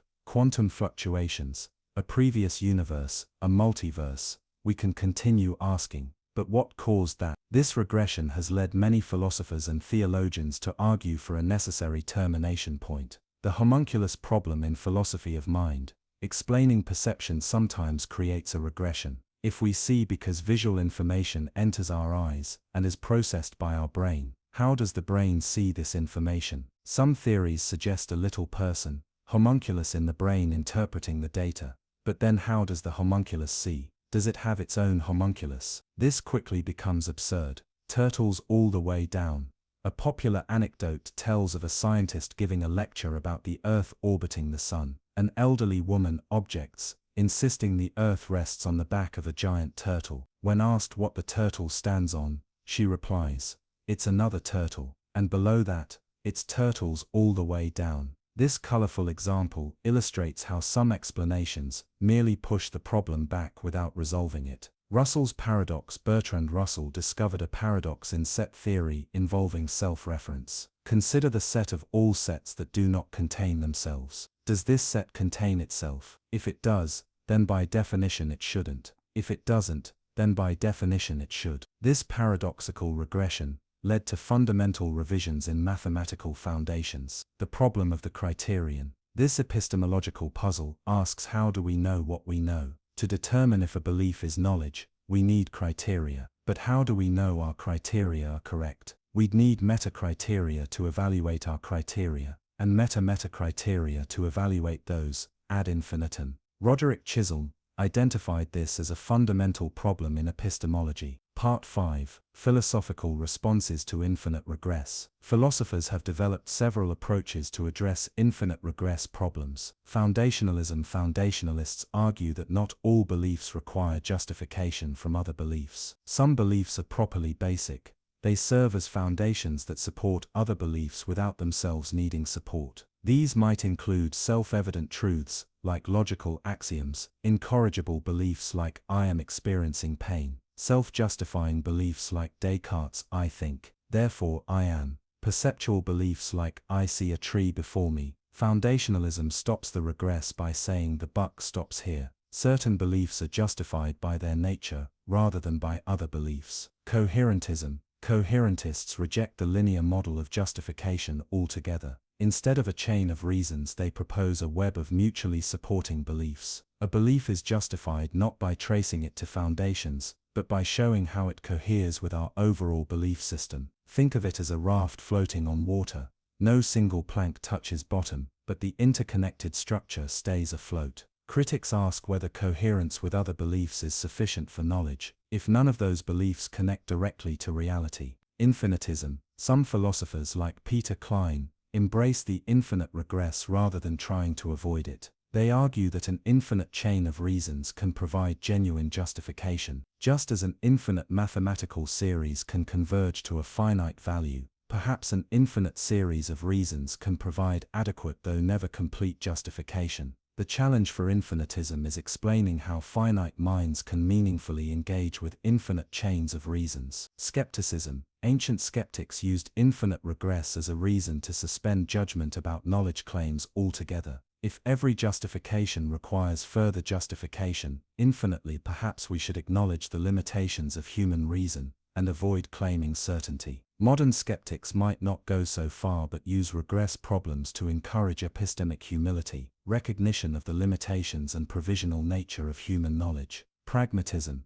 Pragmatists like Charles Sanders Peirce and William James suggest that we can escape regress by focusing on practical consequences rather than abstract justifications. A belief is justified if it works in practice, if acting on it leads to successful prediction and control of experience. The regress stops because practical success provides a kind of justification that doesn't itself require further justification. As scientific perspectives on infinite regress, modern science encounters infinite regress in various forms. Cosmology and the universe's origin. Contemporary cosmology faces potential regress when explaining the universe's origin. The Big Bang theory pushes the question back to what caused the initial singularity. Multiverse theories might explain our universe as one of many, but what explains the multiverse itself? Some physicists suggest that asking what happened before the Big Bang might be meaningless if time itself began at that point. Others propose models where time extends infinitely backward, embracing rather than avoiding the regress. Quantum mechanics and measurement. The measurement problem in quantum mechanics potentially creates a regress. If measurement causes wave function collapse, what counts as a measurement? If conscious observation is required, what makes consciousness? If physical interaction is sufficient, doesn't that create an infinite chain of interactions? Various interpretations of quantum mechanics. Copenhagen, many worlds, Bohmian, can be seen as different approaches to halting this regress. Neuroscience and consciousness. The study of consciousness faces regress problems similar to the homunculus issue. If consciousness is explained by neural activity, what explains our awareness of that neural activity? Some theories, like higher-order thought theories, risk creating a regress of mental states observing mental states. Integrated information theory and global workspace theory attempt to explain consciousness without introducing problematic regresses. Mathematics and foundations. After Russell's paradox revealed problems with naive set theory, mathematicians sought more secure foundations. Axiomatic set theory, type theory, and formal systems like those in Principia Mathematica were developed to avoid self-referential paradoxes that create regresses. Gödel's incompleteness theorems later showed that no consistent formal system can prove its own consistency, suggesting some regress problems might be unavoidable in mathematics. Infinite regress in culture and everyday thinking. The concept of infinite regress extends beyond abstract philosophy into culture, art, and everyday reasoning. Visual art and recursion. MC Escher's art frequently explores visual infinite regression, hands drawing hands that draw hands, or staircases that impossibly loop back on themselves. René Magritte's The Treachery of Images. A pipe with the caption "This is not a pipe" raises questions about representation that can lead to regress. Literature and narrative stories within stories create nested narratives that can potentially regress infinitely. 1001 Nights features Scheherazade, telling stories that contain characters telling stories. Modern works like House of Leaves, by Mark Z. Danieliski, or If on a Winter's Night a Traveler by Italo Calvino, play with multiple levels of narrative reality. Film and media movies like Inception or The Matrix explore worlds within worlds, raising questions about which level is real. The film Synecdoche New York features a play containing a play containing a play, illustrating the dizzying nature of self-reference. Computer programming. Programmers encounter infinite regress in recursion functions that call themselves. Without proper termination conditions, recursive functions create infinite loops. This parallel to philosophical regress is no coincidence. Both involve processes that reference themselves without clear endpoints. Everyday reasoning fallacies. In daily thinking, we sometimes fall into regress traps. The why game children play, then why is the sky blue, followed by why every answer. Conspiracy theories that interpret every piece of contradicting evidence as part of the conspiracy. Perfectionism that continues finding flaws in even the most refined work. Analysis paralysis, where every decision requires prior decisions about how to decide. These practical examples show how infinite regress isn't just a theoretical problem but impacts real-world thinking. Technological and future implications. As technology advances, new forms of infinite regress emerge. Artificial intelligence and recursive improvement. AI systems that modify their own code could potentially create an intelligence explosion through recursive self-improvement. Each iteration improves its ability to improve itself, potentially accelerating to superintelligence. This concept, central to the technological singularity hypothesis, represents a form of accelerating infinite regress. To simulation theory, Nick Bostrom's simulation argument suggests we might be living in a computer simulation created by an advanced civilization. But if so, that civilization might itself be a simulation, and their creators might be simulated too. This creates a potentially infinite regress of simulations within simulations. Infinite data analysis. Big data creates its own regresses. Analyzing data requires algorithms, which require validation data, which requires meta-analysis, which requires more algorithms. When does this process terminally justify an actual conclusion? Regulative regress. Government regulations might require oversight committees, which themselves need oversight, creating bureaucratic infinite regresses. How many layers of supervision are enough to ensure ethical behavior? Technological explanation. As technology becomes more complex, explaining how it works requires understanding multiple interdependent layers. Understanding a web application might require knowledge of JavaScript, which requires understanding programming languages generally, which requires computer science theory, which requires mathematical logic. At what point is an explanation sufficient? Philosophical significance today. Why does infinite regress continue to matter in contemporary thought? Limits of reason. Infinite regress problems mark the boundaries of human reasoning. They remind us that our cognitive tools have limitations. Not every why question can receive a satisfying answer. This recognition promotes intellectual humility, careful attention to the foundations of our beliefs. Structure of knowledge. How we respond to regress problems shapes the entire architecture of our knowledge. Foundationalists, coherentists, and infinitists aren't just squabbling over abstract problems, they're proposing fundamentally different understandings of what it means to know anything at all. Metaphysical implications. Our stance on infinite causal regress shapes our metaphysics. Is there a first cause? Is the universe eternal? Is there something rather than nothing? These profound questions connect directly to how we handle regress problems. Practical reasoning. In everyday life, we constantly face decisions about when to stop asking questions and accept an explanation. Should we trust scientific consensus, religious authority, personal intuition? Our approach to regress influences these practical choices about where to place intellectual trust. Paradox and progress. Throughout history,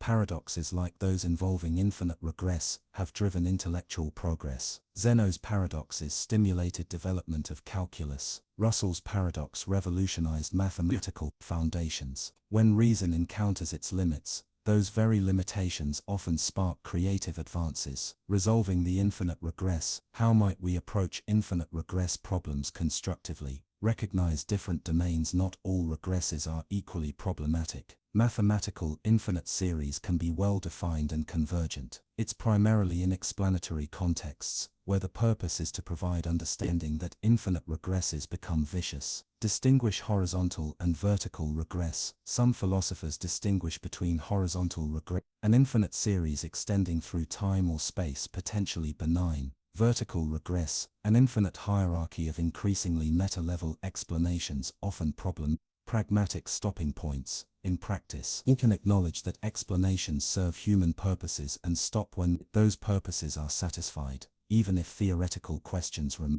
Science operates this way. Theories are accepted when they're sufficiently useful, not when they answer every possible why question. Embrace mystery. Perhaps some infinite regresses signal genuine mysteries, aspects of reality that exceed human cognitive capacities. Recognizing these limits needn't lead to despair, but might inspire wonder and continued exploration. Circular structures. Some systems of thought embrace circularity, rather than trying to avoid it. Hermeneutics describes interpretation as a hermeneutic circle, where understanding parts requires understanding the whole, and vice versa. This isn't seen as a vicious regress, but as the natural structure of interpretation. Self-foundation. Some entities might be self-founding or self-justifying. Descartes' cogito, mathematical axioms, or fundamental physical laws might not need external justification because their truth is inherent in their nature. Conclusion. The infinite regress presents us with a profound philosophical challenge. It forces us to confront the limits of explanation, the nature of knowledge, and the structure of reality itself. While the problem has ancient roots, it remains as relevant as ever in science, technology, art, and daily reasoning. Whether we respond by finding secure foundations, embracing coherent webs of belief, accepting certain infinite chains as benign, or recognizing inherent limits to human understanding, grappling with the infinite regress enriches our intellectual journey. Perhaps most importantly, infinite regress reminds us that the quest for understanding is itself ongoing. Each answer opens new questions, each solution reveals new puzzles. This isn't a failure of human knowledge, but its inherent character. The mirror of inquiry reflects endlessly, revealing at each iteration both the limits of our vision and the boundless horizons beyond. Thank you for joining me in this exploration of infinite regress. If you enjoyed this journey through one of philosophy's most enduring puzzles, please like, subscribe, and share your thoughts in the comments below. How do you approach the infinite chains of why questions in your own thinking?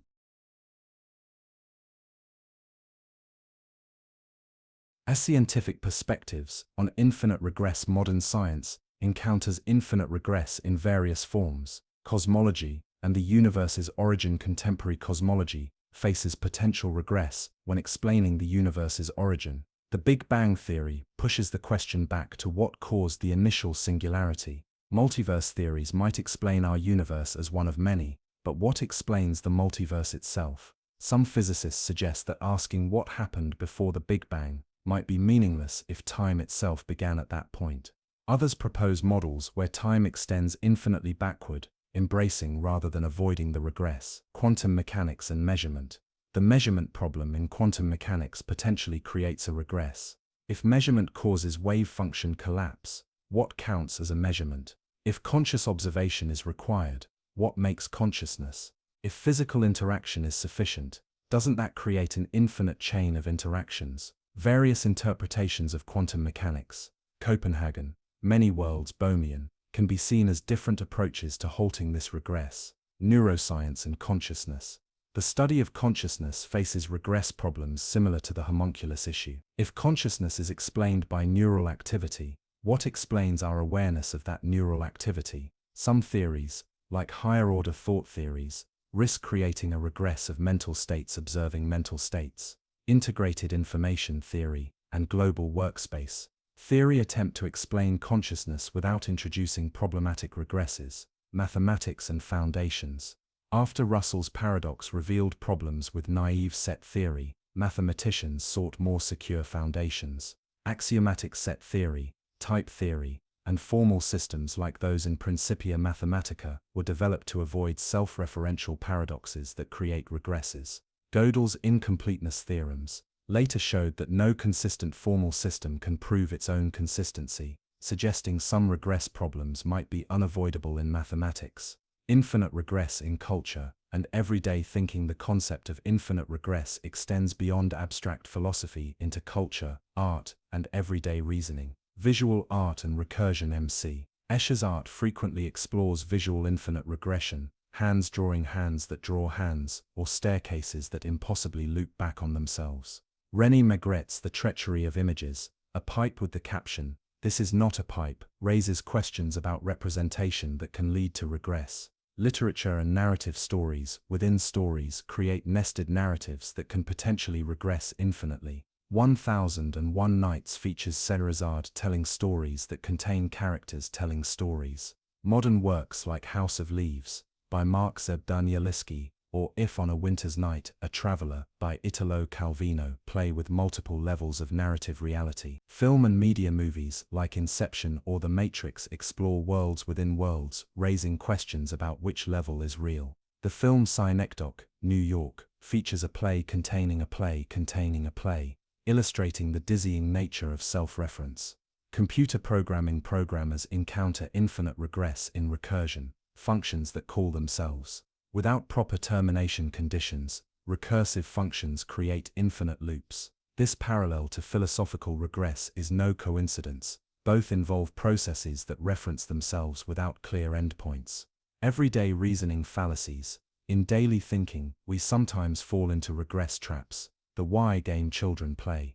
Yoka, why is the sky blue? Followed by why to every answer. Conspiracy theories that interpret every piece of contradicting evidence as part of the conspiracy. Perfectionism that continues finding flaws in even the most refined work. Analysis paralysis, where every decision requires prior decisions about how to decide. These practical examples show how infinite regress isn't just a theoretical problem, but impacts real-world thinking. Technological and future implications. As technology advances, new forms of infinite regress emerge. Artificial intelligence and recursive improvement AI systems that modify their own code could potentially create an intelligence explosion through recursive self-improvement. Each iteration improves its ability to improve itself, potentially accelerating to superintelligence.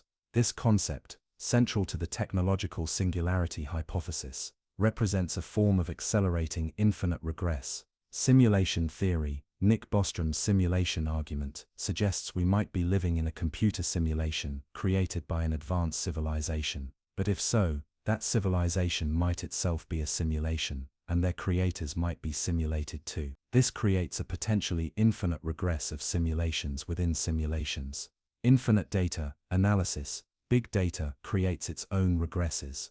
Analyzing data requires algorithms, which require validation data, which requires meta-analysis, which requires more algorithms. When does this process terminally justify an actual conclusion? Regulative regress. Government regulations might require oversight committees, which themselves need oversight, creating bureaucratic infinite regresses. How many layers of supervision are enough to ensure ethical behavior? Technological explanation. As technology becomes more complex, explaining how it works requires understanding multiple interdependent layers. Understanding a web application might require knowledge of JavaScript, which requires understanding programming languages generally, which requires computer science theory, which requires mathematical logic. At what point is an explanation sufficient? Philosophical significance today. Why does infinite regress continue to matter in contemporary thought? Limits of reason. Infinite regress problems mark the boundaries of human reasoning. They remind us that our cognitive tools have limitations. Not every why question can receive a satisfying answer. This recognition promotes intellectual humility and careful attention to the foundations of our beliefs. Structure of knowledge. How we respond to regress problems shapes the entire architecture of our knowledge. Foundationalists, coherentists, and infinitists aren't just squabbling over abstract problems, they're proposing fundamentally different understandings of what it means to know anything at all. Metaphysical implications. Our stance on infinite causal regress shapes our metaphysics. Is there a first cause? Is the universe eternal? Is there something rather than nothing? These profound questions connect directly to how we handle regress problems. Practical reasoning. In everyday life, we constantly face decisions about when to stop asking questions and accept an explanation. Should we trust scientific consensus, religious authority, personal intuition? Our approach to regress influences these practical choices about where to place intellectual trust. Paradox and progress. Throughout history, paradoxes like those involving infinite regress have driven intellectual progress. Zeno's paradoxes stimulated development of calculus. Russell's paradox revolutionized mathematical foundations. When reason encounters its limits, those very limitations often spark creative advances. Resolving the infinite regress. How might we approach infinite regress problems constructively? Recognize different domains. Not all regresses are equally problematic. Mathematical infinite series can be well-defined and convergent. It's primarily in explanatory contexts, where the purpose is to provide understanding, that infinite regresses become vicious. Distinguish horizontal and vertical regress. Some philosophers distinguish between horizontal regress, an infinite series extending through time or space, potentially benign. Vertical regress, an infinite hierarchy of increasingly meta-level explanations, often problematic. Pragmatic stopping points. In practice, we can acknowledge that explanations serve human purposes and stop when those purposes are satisfied, even if theoretical questions remain. Science operates this way. Theories are accepted when they're sufficiently useful, not when they answer every possible why question. Embrace mystery. Perhaps some infinite regresses signal genuine mysteries, aspects of reality that exceed human cognitive capacities. Recognizing these limits needn't lead to despair, but might inspire wonder and continued exploration. Circular structures. Some systems of thought embrace circularity rather than trying to avoid it. Hermeneutics describes interpretation as a hermeneutic circle where understanding parts requires understanding the whole, and vice versa. This isn't seen as a vicious regress, but as the natural structure of interpretation. Self-foundation. Some entities might be self-founding or self-justifying. Descartes' cogito, mathematical axioms, or fundamental physical laws might not need external justification because their truth is inherent in their nature. Conclusion. The infinite regress presents us with a profound philosophical challenge. It forces us to confront the limits of explanation, the nature of knowledge, and the structure of reality itself. While the problem has ancient roots, it remains as relevant as ever in science, technology, art, and daily reasoning. Whether we respond by finding secure foundations, embracing coherent webs of belief, accepting certain infinite chains as benign, or recognizing inherent limits to human understanding, grappling with the infinite regress enriches our intellectual journey. Perhaps most importantly, infinite regress reminds us that the quest for understanding is itself ongoing. Each answer opens new questions, each solution reveals new puzzles. This isn't a failure of human knowledge, but its inherent character. The mirror of inquiry reflects endlessly, revealing at each iteration both the limits of our vision and the boundless horizons beyond. Thank you for joining me in this exploration of infinite regress. If you enjoyed this journey through one of philosophy's most enduring puzzles, please like, subscribe, and share your thoughts in the comments below. How do you approach the infinite chains of why questions in your own thinking? The trolley problem and moral dilemmas. The tracks of ethical thought. Introduction. Imagine yourself standing by a set of train tracks. In the distance, you see a runaway trolley barreling down the rails. Ahead on the track, 5 people are tied down, unable to escape. You stand next to a lever. If you pull it, the trolley will switch to a different track. However, on this side track, there's one person tied down. You have mere seconds to decide. Do nothing, and 5 people die. Pull the lever, and 1 person dies instead. What is the right thing to do? This is the trolley problem, perhaps the most famous thought experiment in moral philosophy. At first glance, it might seem simple: save 5 lives at the cost of 1. But this dilemma opens the door to profound questions about human ethics, moral responsibility, and the very nature of right and wrong.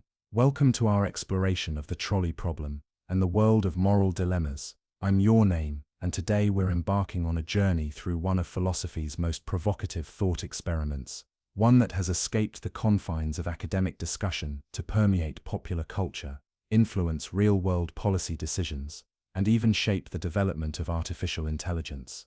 The trolley problem isn't just a philosophical curiosity, it's a window into our moral intuitions, revealing the complex and sometimes contradictory nature of human ethical reasoning. As we'll discover, how we respond to this deceptively simple scenario reveals profound truths about our competing moral values, and how we navigate the impossible choices that define our humanity. The classic trolley problem. The trolley problem was first introduced by philosopher Philippa Foot in 1967 as a way to explore competing ethical theories. In its classic form, it presents a forced choice between 2 tragic outcomes. Option 1, do nothing, allowing the trolley to continue on its current track, killing 5 people. Option 2, pull a lever, diverting the trolley to another track where it will kill 1 person instead. What makes this dilemma so powerful is that it forces us to actively choose between 2 harmful outcomes.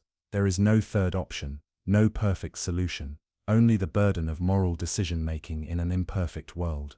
Most people, when presented with this scenario, choose to pull the lever. A single sacrifice to save 5 lives seems mathematically sound, a net saving of 4 human lives. This reasoning follows utilitarian ethics, which judges actions by their outcomes, seeking the greatest good for the greatest number.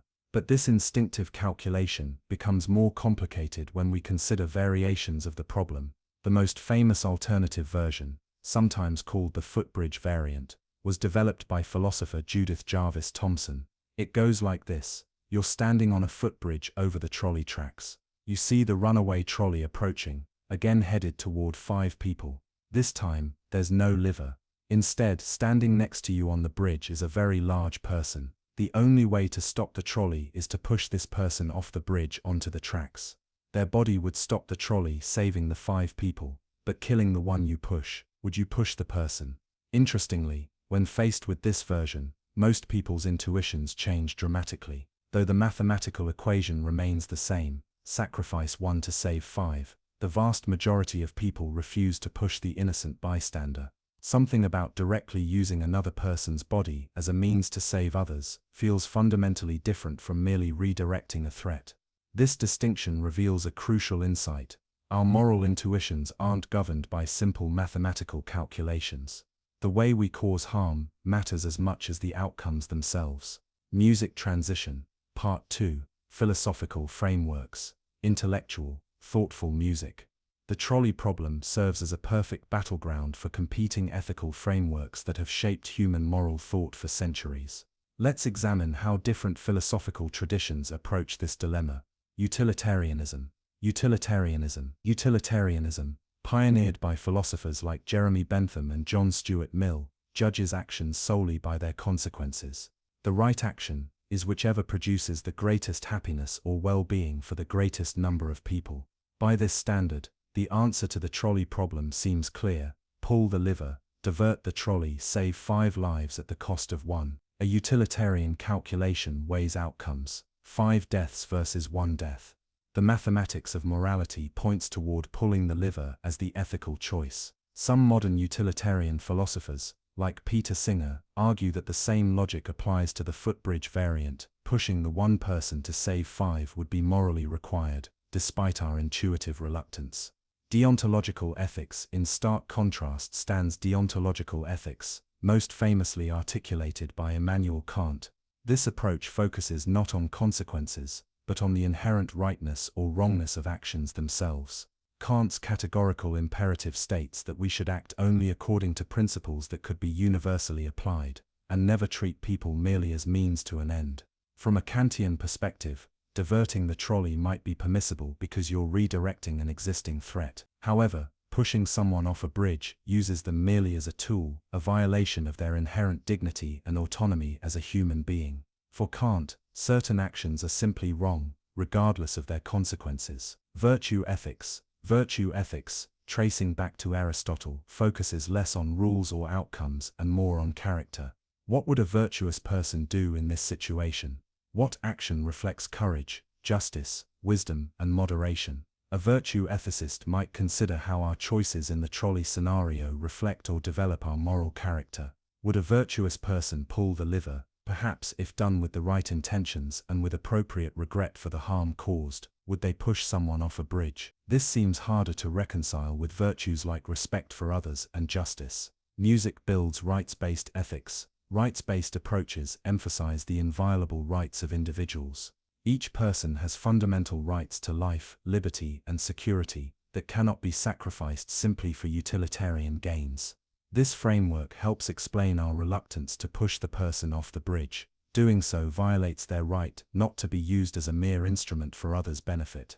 The philosopher Robert Nozick argued that rights serve as side constraints on our actions, boundaries we cannot cross even for good consequences. Rights-based ethics often clash with utilitarianism precisely in cases like the trolley problem, where maximizing good outcomes might require violating individual rights.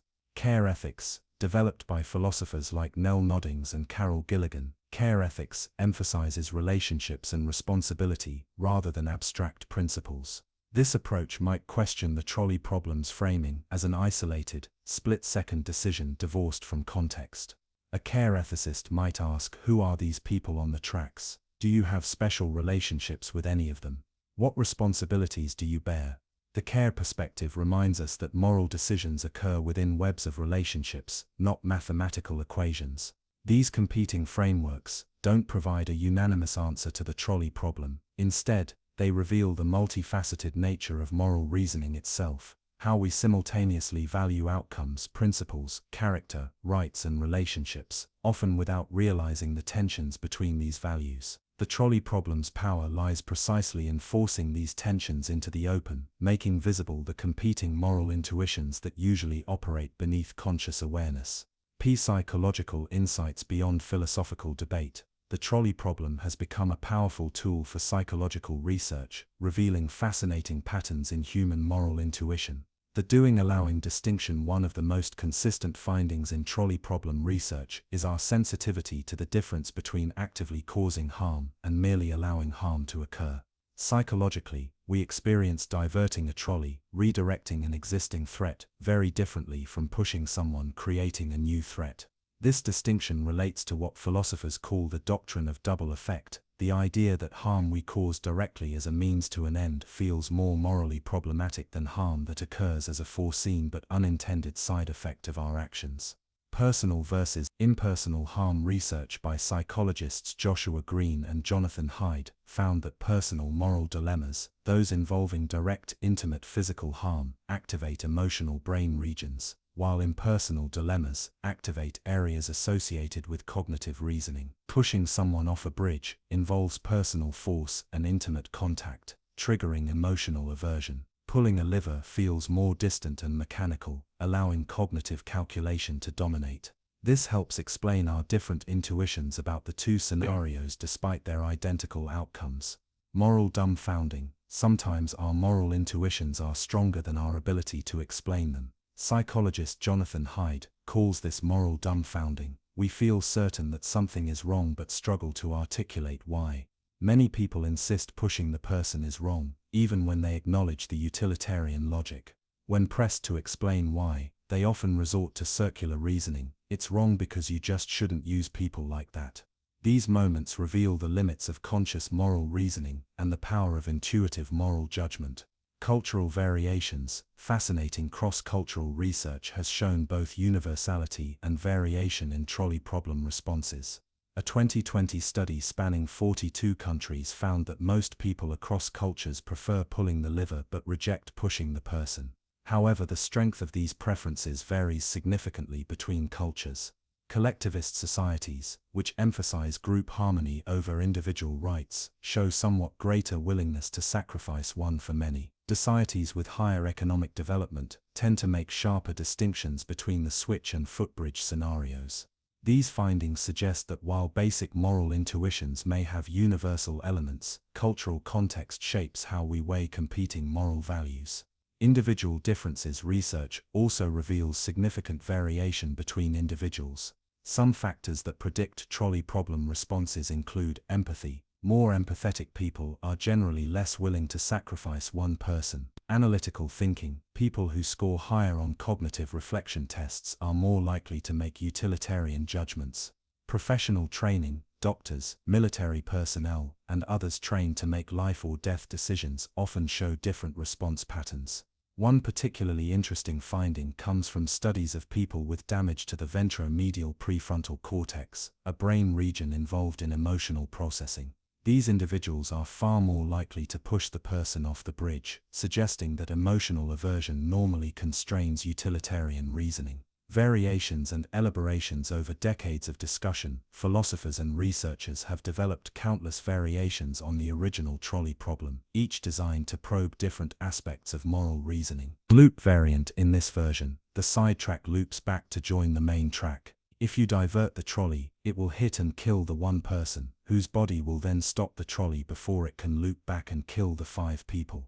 The one person's death is now a means to saving the 5, not merely a side effect. Does this change your intuition about pulling the lever? Many people feel more uncomfortable with this scenario despite the identical outcome, suggesting that using someone as a means versus a side effect influences our moral judgments. The fat villain variant. What if the person on the footbridge is a villain who deliberately set the trolley in motion to kill the 5 people? Does this change your willingness to push them? Most people find this scenario easier to accept, suggesting that perceived desert or culpability affects our moral calculations. The self-sacrifice variant. Suppose you're standing on the footbridge and the only way to stop the trolley is to sacrifice yourself by jumping in front of it. Moral theories might suggest this is permissible or even admirable. You're exercising your autonomy to save others, not violating someone else's autonomy. But are you morally obligated to make this sacrifice? The uncertain outcome variant. What if pulling the lever has only a 60% chance of successfully diverting the trolley? What if pushing the person has only a 60% chance of stopping the trolley? These variations introduce risk and uncertainty, complicating the utilitarian calculation. Studies show that people become much less willing to cause harm as uncertainty increases. We're reluctant to actively cause certain harm for merely potential benefits. The known individuals variant. What if the one person on the sidetrack is your child, spouse, or best friend? What if the 5 include renowned scientists on the verge of curing cancer? These scenarios test the impartiality at the heart of many ethical theories. Should morality be strictly impartial, or is special concern for loved ones morally legitimate? Numbers and thresholds. Researchers have tested how changing the numbers affects our intuitions. Would you pull the lever if it meant sacrificing 2 people to save 5? 3 to save 5? What about sacrificing 1 to save 2? At what point does the numerical difference become morally significant? Studies suggest we don't think in simple mathematical terms. Saving 100 versus 101 people feels different from saving 1 versus 2, even though the numerical difference is identical. Real-world applications. The trolley problem isn't merely an academic exercise. Its principles arise in numerous real-world contexts where tragic choices must be made. Medical ethics and triage. During crises like pandemics or mass casualty events, medical resources may be insufficient for all patients. Who receives the limited ventilators, ICU beds, or medications? These are real-life trolley problems where healthcare workers must make agonizing choices about who lives and who dies. COVID-19 brought these dilemmas into sharp focus. Italian doctors in overwhelmed hospitals faced decisions about which patients would receive ventilators when there weren't enough for everyone. Medical ethics committees developed frameworks that often incorporated both utilitarian principles, save the most lives possible, and considerations of fairness and dignity. Disaster response. When natural disasters strike, first responders must decide where to allocate limited rescue resources. Should they evacuate the many people in moderate danger, or first rescue the few in immediate life-threatening situations? These decisions involve complex moral calculations about risk, certainty, and the value of each human life. Military ethics in armed conflict. Commanders face trolley-like dilemmas when civilian casualties might result from military actions. International humanitarian law incorporates both utilitarian reasoning and rights-based constraints, requiring that civilian harm be proportionate to military necessity and never intentional. The distinction between intended harm and foreseen collateral damage, similar to the doing-allowing distinction in the trolley problem, plays a crucial role in these ethical and legal frameworks. Public health policy. Public health interventions often involve balancing competing values. Mandatory vaccination policies, for instance, might override individual autonomy to protect community health. These policies implicitly weigh the harm of constraining freedom against the harm of preventable disease. A societal-level trolley problem. During the COVID-19 pandemic, lockdown decisions reflected trolley-like reasoning, restricting freedom and causing economic harm to prevent greater harm from disease. Different countries' varying approaches revealed different weights placed on competing values of life, liberty, and economic well-being. Autonomous vehicles. Perhaps the most direct modern application of the trolley problem involves self-driving car programming. How should an autonomous vehicle respond when collision is unavoidable and it must choose between different harmful outcomes? Should it prioritize its passengers' safety at all costs? Should it minimize total casualties? Should it avoid active maneuvers that change who gets harmed? These questions are not merely theoretical, they're being coded into algorithms that will make split-second decisions on our roads. Mercedes-Benz has stated their vehicles will prioritize passenger safety, while some ethicists argue cars should minimize total harm regardless of who suffers. Others question whether trolley problem thinking is even the right approach to autonomous vehicle safety, arguing we should focus on preventing dilemmas from arising at all. The trolley problem in popular culture. The trolley problem has escaped the philosophy classroom to become a cultural touchstone, appearing across media and entertainment. Television and film. The NBC sitcom The Good Place devoted an entire episode to the trolley problem, with the character Chidi, an ethics professor, agonizing over the dilemma, while the demon Michael creates increasingly disturbing simulations of the scenario. The film Eye in the Sky presents a military trolley problem, where officers must decide whether to order a drone strike that will kill a child bystander while preventing a terrorist attack that would kill many more. Internet memes online. The trolley problem has spawned countless memes, with creative alternatives like multi-track drifting, hitting both tracks, or transforming the trolley into various political and social commentaries. These humorous takes often contain serious critiques of oversimplified ethical reasoning. Video games like Detroit Become Human and Life is Strange incorporate trolley-like moral dilemmas, forcing players to make consequential choices with incomplete information. These interactive experiences allow people to explore their moral intuitions in emotionally engaging scenarios. Literature. Ursula K. Le Guin's short story, The Ones Who Walk Away from Omelas, presents a variation on trolley problem thinking, a utopian city whose perfect happiness depends on the suffering of one child kept in miserable conditions. The story asks whether any amount of aggregate happiness can justify the severe suffering of one innocent. This cultural permeation demonstrates how the trolley problem resonates beyond academic philosophy, striking at fundamental tensions in human moral reasoning that we all recognize and struggle with. Criticisms of the trolley problem. Despite its popularity and usefulness, the trolley problem has faced significant criticisms from philosophers, psychologists, and ethicists. Artificial scenario. Perhaps the most common criticism is that the trolley problem creates an artificially constrained scenario that bears little resemblance to real moral decisions. In real life, we rarely face such binary choices with perfect knowledge and no third options. Critics argue this artificiality limits the dilemma's relevance to practical ethics. Missing context.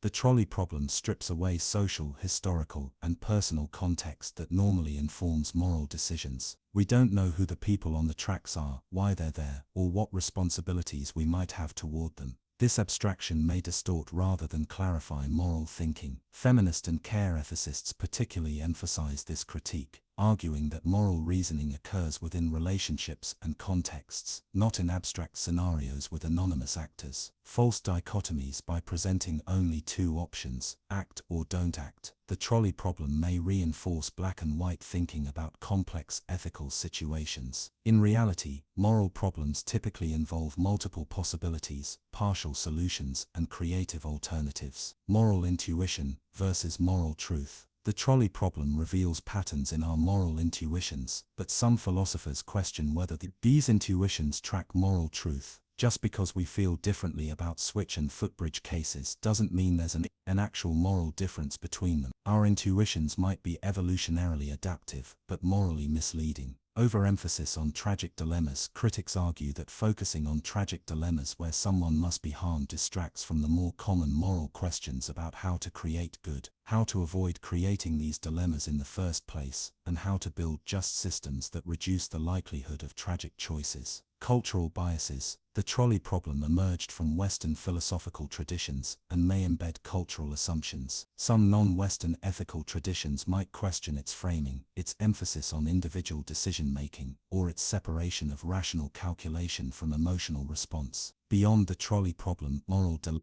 The trolley problem is just one of many thought experiments philosophers use to probe moral intuitions. Let's explore other famous moral dilemmas that illuminate different aspects of ethical reasoning. The violinist dilemma. Philosopher Judith Jarvis Thomson proposed this thought experiment in discussing bodily autonomy. You wake up to find yourself medically connected to a famous violinist with a kidney ailment. If you disconnect yourself, the violinist will die. If you remain connected for 9 months, they will recover, and you can both go free. Are you morally obligated to remain connected? This dilemma explores tensions between bodily autonomy and the duty to preserve life, with obvious relevance to debates about pregnancy and abortion. The ticking time bomb. This scenario asks whether torture can ever be justified. A terrorist has planted a bomb that will kill thousands. They're in custody but won't reveal the bomb's location. Would torture be justified to extract the information and save lives? This dilemma pits utilitarian reasoning against absolute prohibitions on certain acts, raising questions about whether some means are too immoral to be justified by any ends. The experienced machine philosopher Robert Nozick asked, if you could plug into a machine that would give you any pleasurable experience you desired, perfectly simulated but not real, would you choose this over actual reality? Would a life of simulated perfect experiences be better than a real life with both joy and suffering?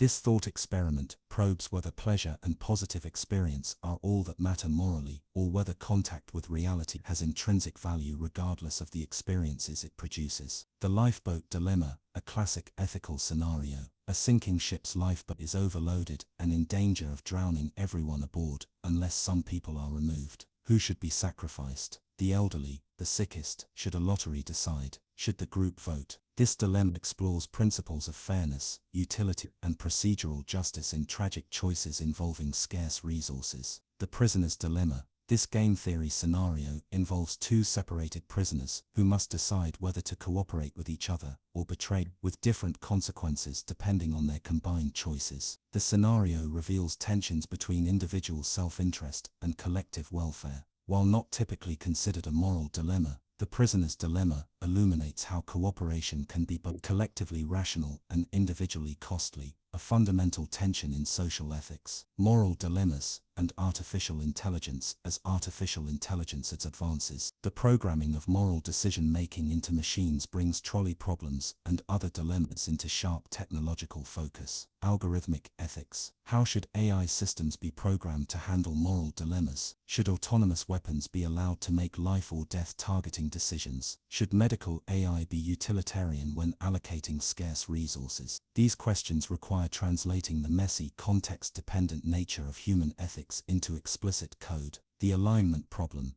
The challenge of ensuring advanced AI systems act in accordance with human values. The alignment problem involves addressing countless potential dilemmas. If we program AI to maximize human happiness, would it sacrifice some people for the greater good? If we program absolute constraints, would it allow preventable disasters due to rigid rules? Transparency and explanation. When AI systems make moral decisions, should they be able to explain their reasoning? If an autonomous vehicle sacrifices one person to save five, should the algorithm's decision process be transparent and understandable to humans? What if the system uses neural networks, whose decision-making isn't fully transparent even to their creators? Value pluralism. Humans hold multiple competing values simultaneously. We care about outcomes, rights, fairness, care, loyalty, and more. Programming these complex, sometimes contradictory values into AI systems presents enormous challenges. Should machines mimic human moral complexity or operate on simpler, more consistent principles? Machine learning and moral data. Some propose training AI on human moral judgments, essentially teaching machines to replicate human intuitions about cases like the trolley problem. But this approach risks encoding biases and inconsistencies in human moral thinking. Should we aspire to make machines that reason like us, or better than us? Cognitive biases in moral reasoning. Our responses to trolley problems and other moral dilemmas are shaped by psychological biases that influence ethical thinking, often without our awareness.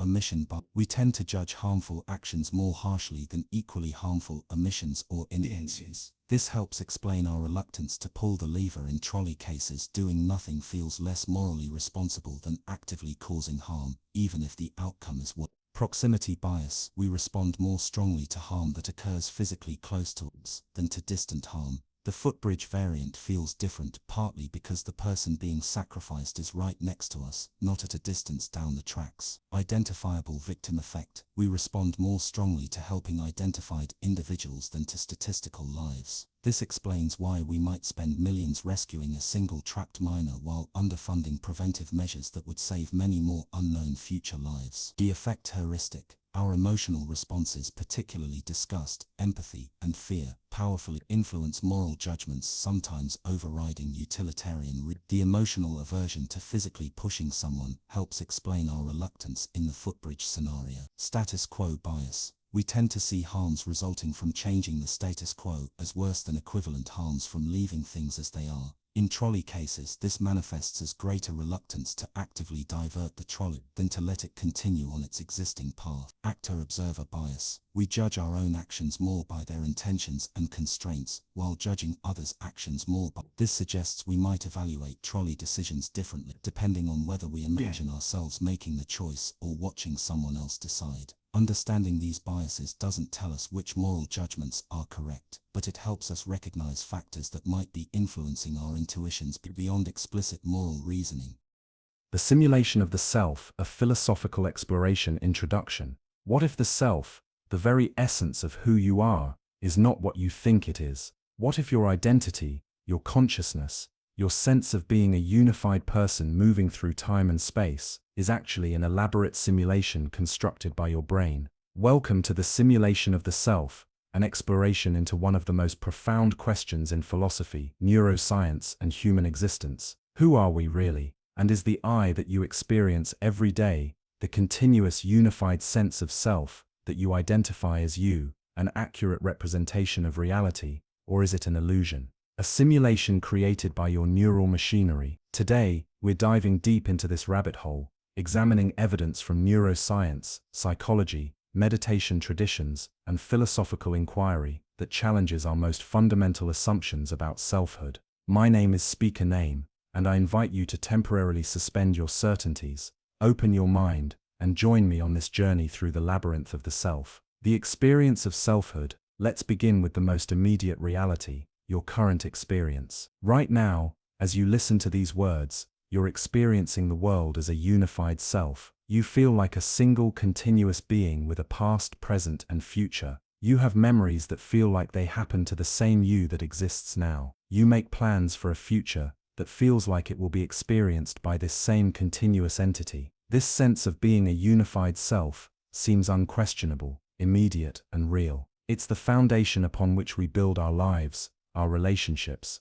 our societies. We treat ourselves and others as continuous persons with stable identities, preferences, personalities, and responsibilities. But what exactly constitutes this self? Is it your body, your brain, your thoughts, your memories, your consciousness, your values, your relationships, your social roles? When we try to pin down the exact nature of the self, it becomes surprisingly elusive. And when we examine it closely through the lens of modern neuroscience and psychology, something remarkable happens. The solid, unified self begins to look more like a sophisticated simulation than an objective reality. The neurological basis of selfhood. To understand how the self might be a simulation, we first need to understand how our brains construct our experience of reality. Your brain is constantly bombarded with sensory information, light waves hitting your retinas, sound waves vibrating your eardrums, pressure on your skin, chemical signals from your taste buds and olfactory receptors. But this raw sensory data isn't immediately meaningful. Your brain must interpret it,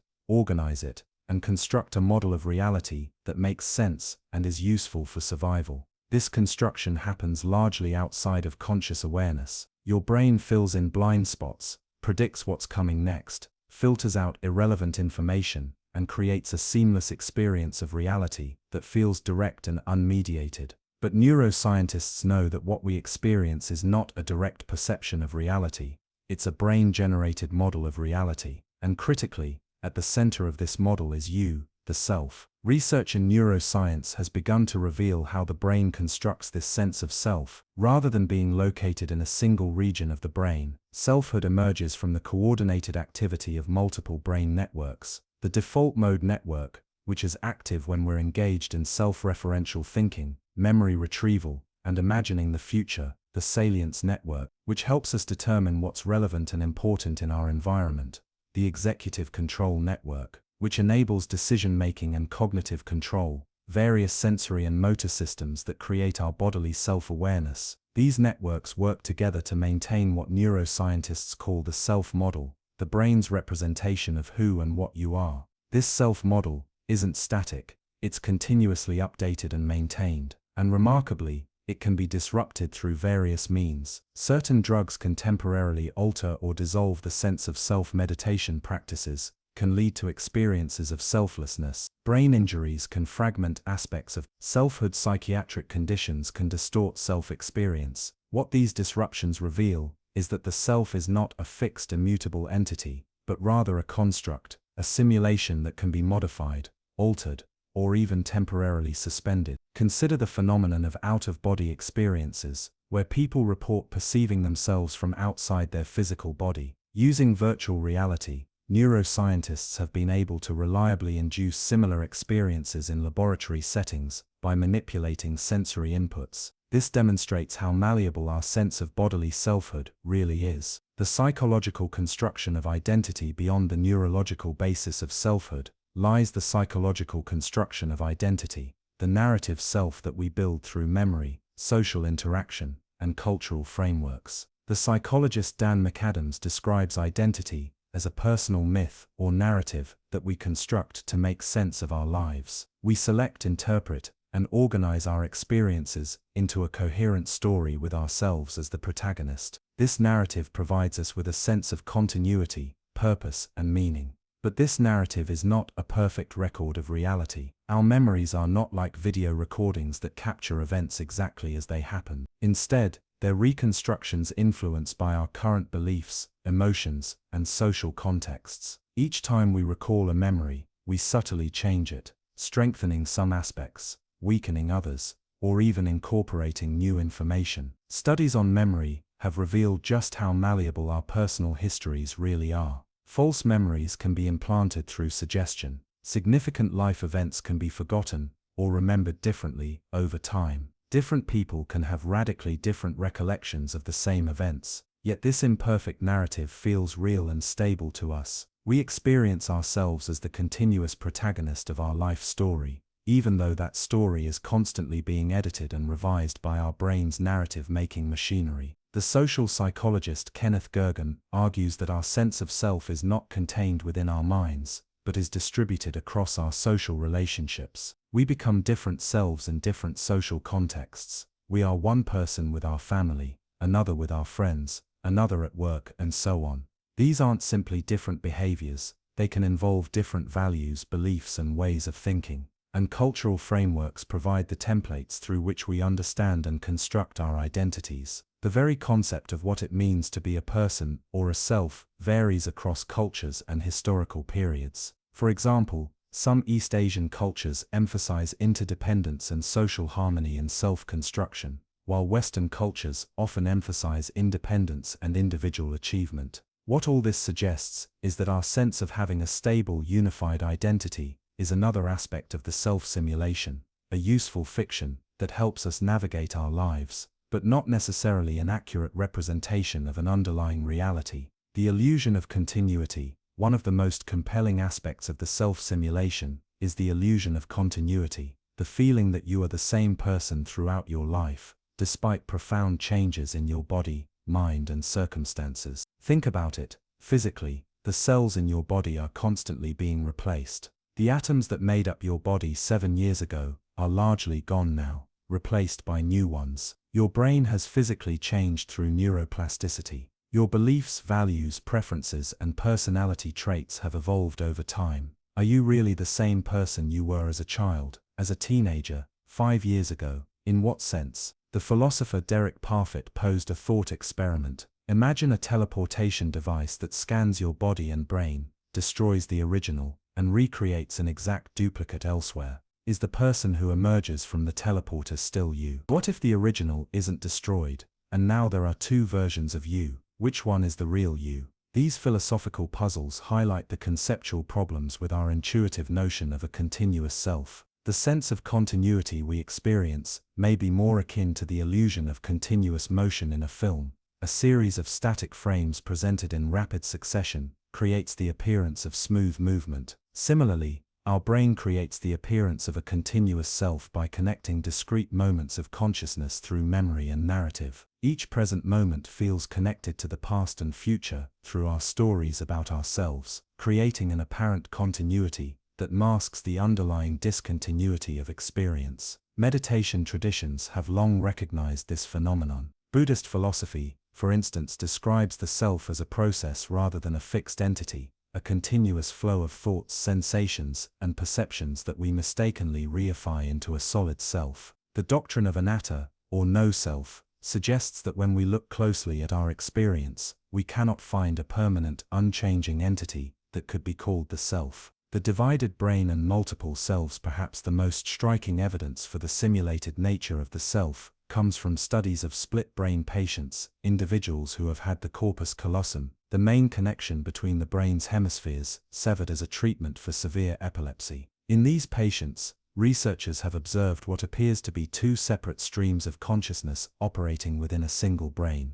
When information is presented only to the right hemisphere, The left hemisphere, which controls speech in most people, cannot report what was seen, yet the person can respond to it with their left hand controlled by the right hemisphere. Even more remarkably, the two hemispheres can have different preferences, beliefs, and even different responses to moral questions. In some sense, it's as if there are two selves inhabiting one body. This dramatic example points to a more general principle. The unified self we experience may be a construction that masks the underlying modularity of the brain. Various semi-independent neural systems work in parallel, and our sense of being a single unified decision-maker may be an after-the-fact interpretation, rather than an accurate representation of how our minds actually work. The cognitive scientist Marvin Minsky described the mind as a society of simpler processes or agents, each specialized for different tasks. The neuroscientist Michael Gazzaniga has proposed that one function of the left hemisphere's interpreter module is to create a coherent narrative that explains our behaviors, even when those behaviors were initiated by unconscious processes. Consider how often we confabulate reasons for our actions. In psychological studies, people readily provide explanations for choices they made,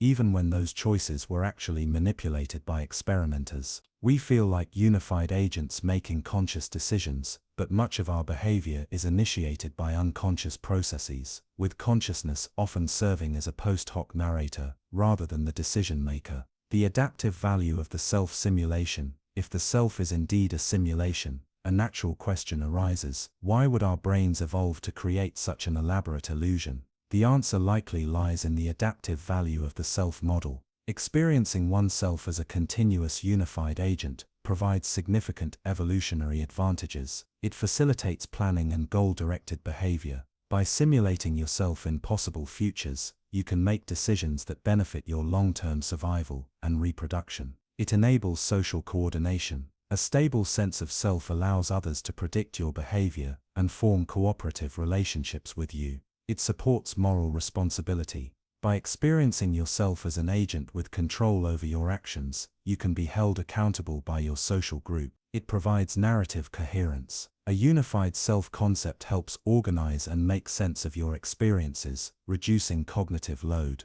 The anthropologist Terence Deacon suggests that humans' capacity for symbolic thought, including the ability to create and maintain a symbolic self-representation, was a key innovation in our evolutionary history. This capacity allowed for complex social organization, culture, and technology that have made humans such a successful species. From this perspective, the self-simulation isn't a bug or a mistake, it's a feature, a useful tool that our brains evolved to help us navigate physical and social reality. The fact that it may not represent some underlying metaphysical truth doesn't diminish its practical value. In fact, one might argue that the self-simulation is one of the most successful adaptations in human evolution, enabling the remarkable flexibility, creativity, and social complexity that characterizes our species. Philosophical implications. The idea that the self is a simulation raises profound philosophical questions about the nature of identity, consciousness, and reality itself. If the unified self is a construction, what does this mean for concepts like personal identity over time, for moral responsibility, for our understanding of consciousness?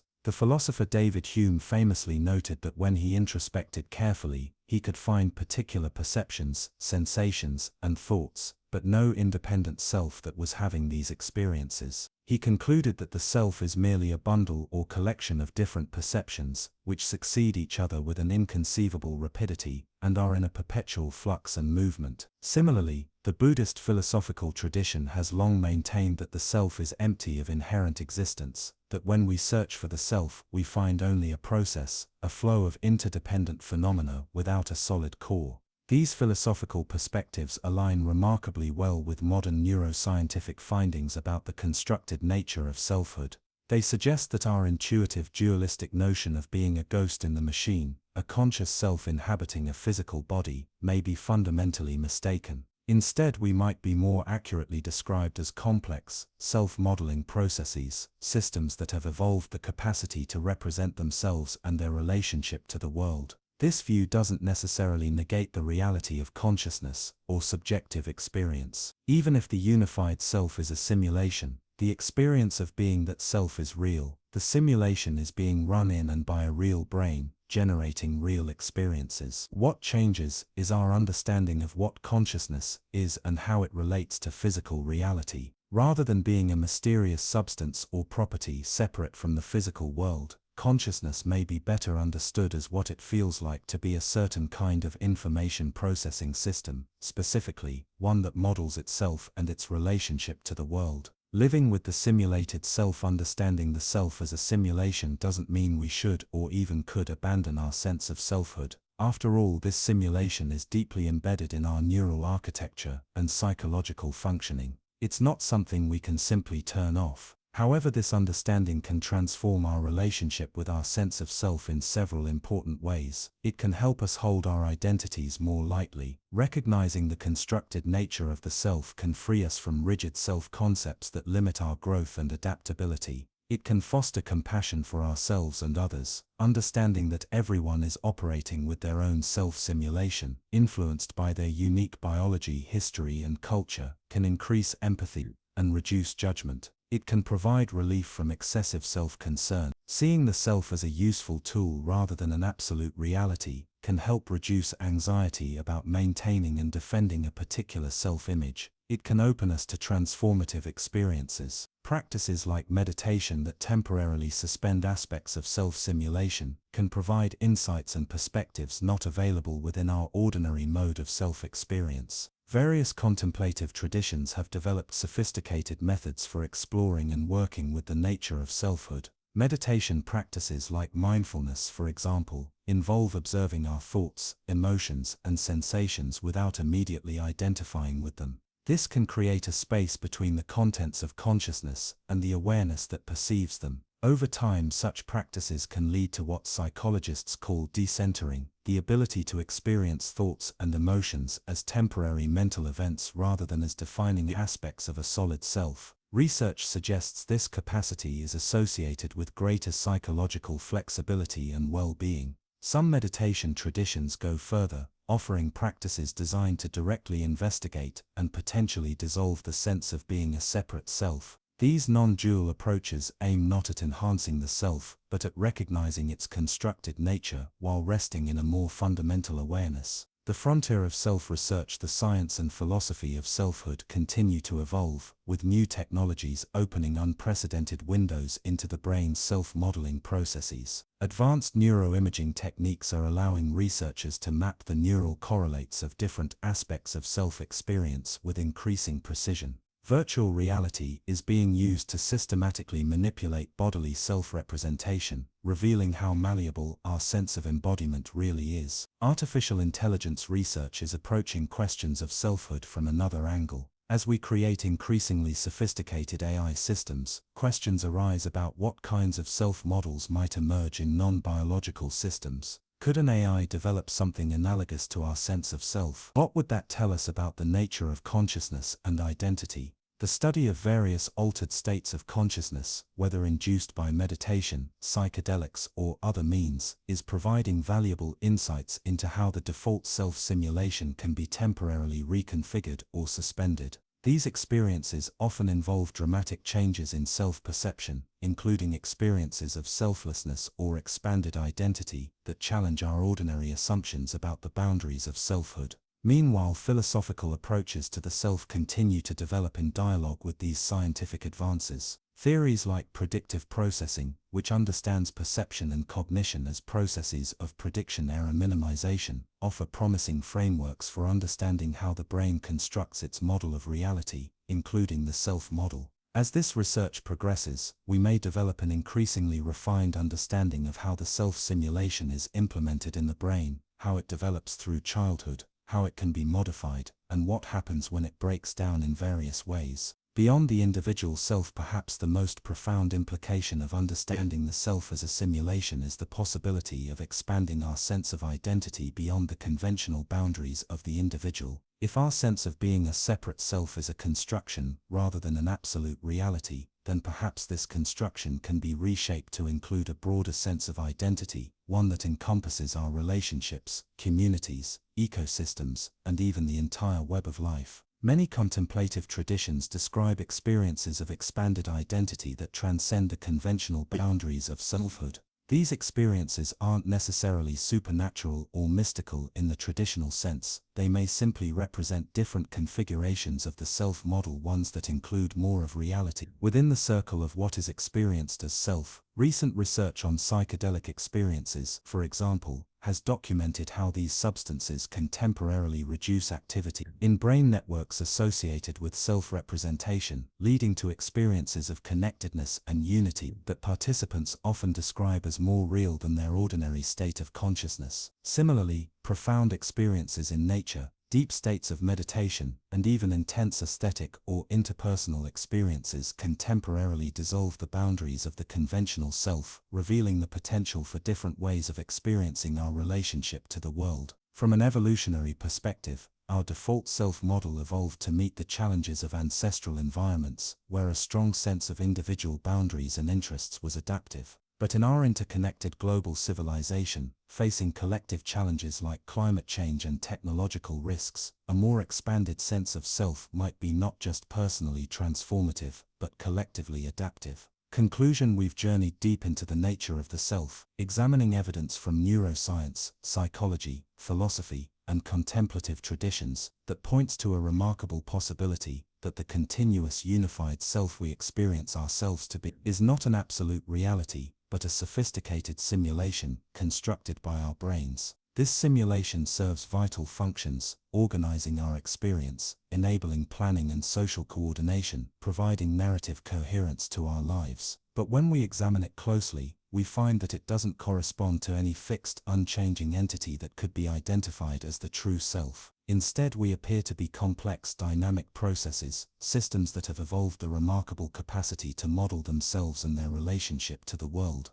Our sense of being a unified agent moving through time is a useful approximation, rather than a fundamental truth. Understanding the self in this way doesn't diminish human experience. If anything, it reveals its greater depth and complexity. It opens possibilities for relating to ourselves and others with more flexibility, compassion, and wisdom. It invites us to hold our identities lightly while engaging fully with the mystery and wonder of conscious existence. The self-simulation may be the most intimate and convincing virtual reality we'll ever experience, a masterpiece of natural engineering that has enabled the extraordinary flourishing of human civilization. But by recognizing it as a simulation, we gain the freedom to participate more consciously in its ongoing creation and transformation. In the words of the philosopher Alan Watts, what you are basically deep down, far in, is simply the fabric and structure of existence itself. Thank you for joining me on this exploration of the simulation of the self. I hope it has provoked thought, curiosity, and perhaps a new perspective on the nature of your own experience.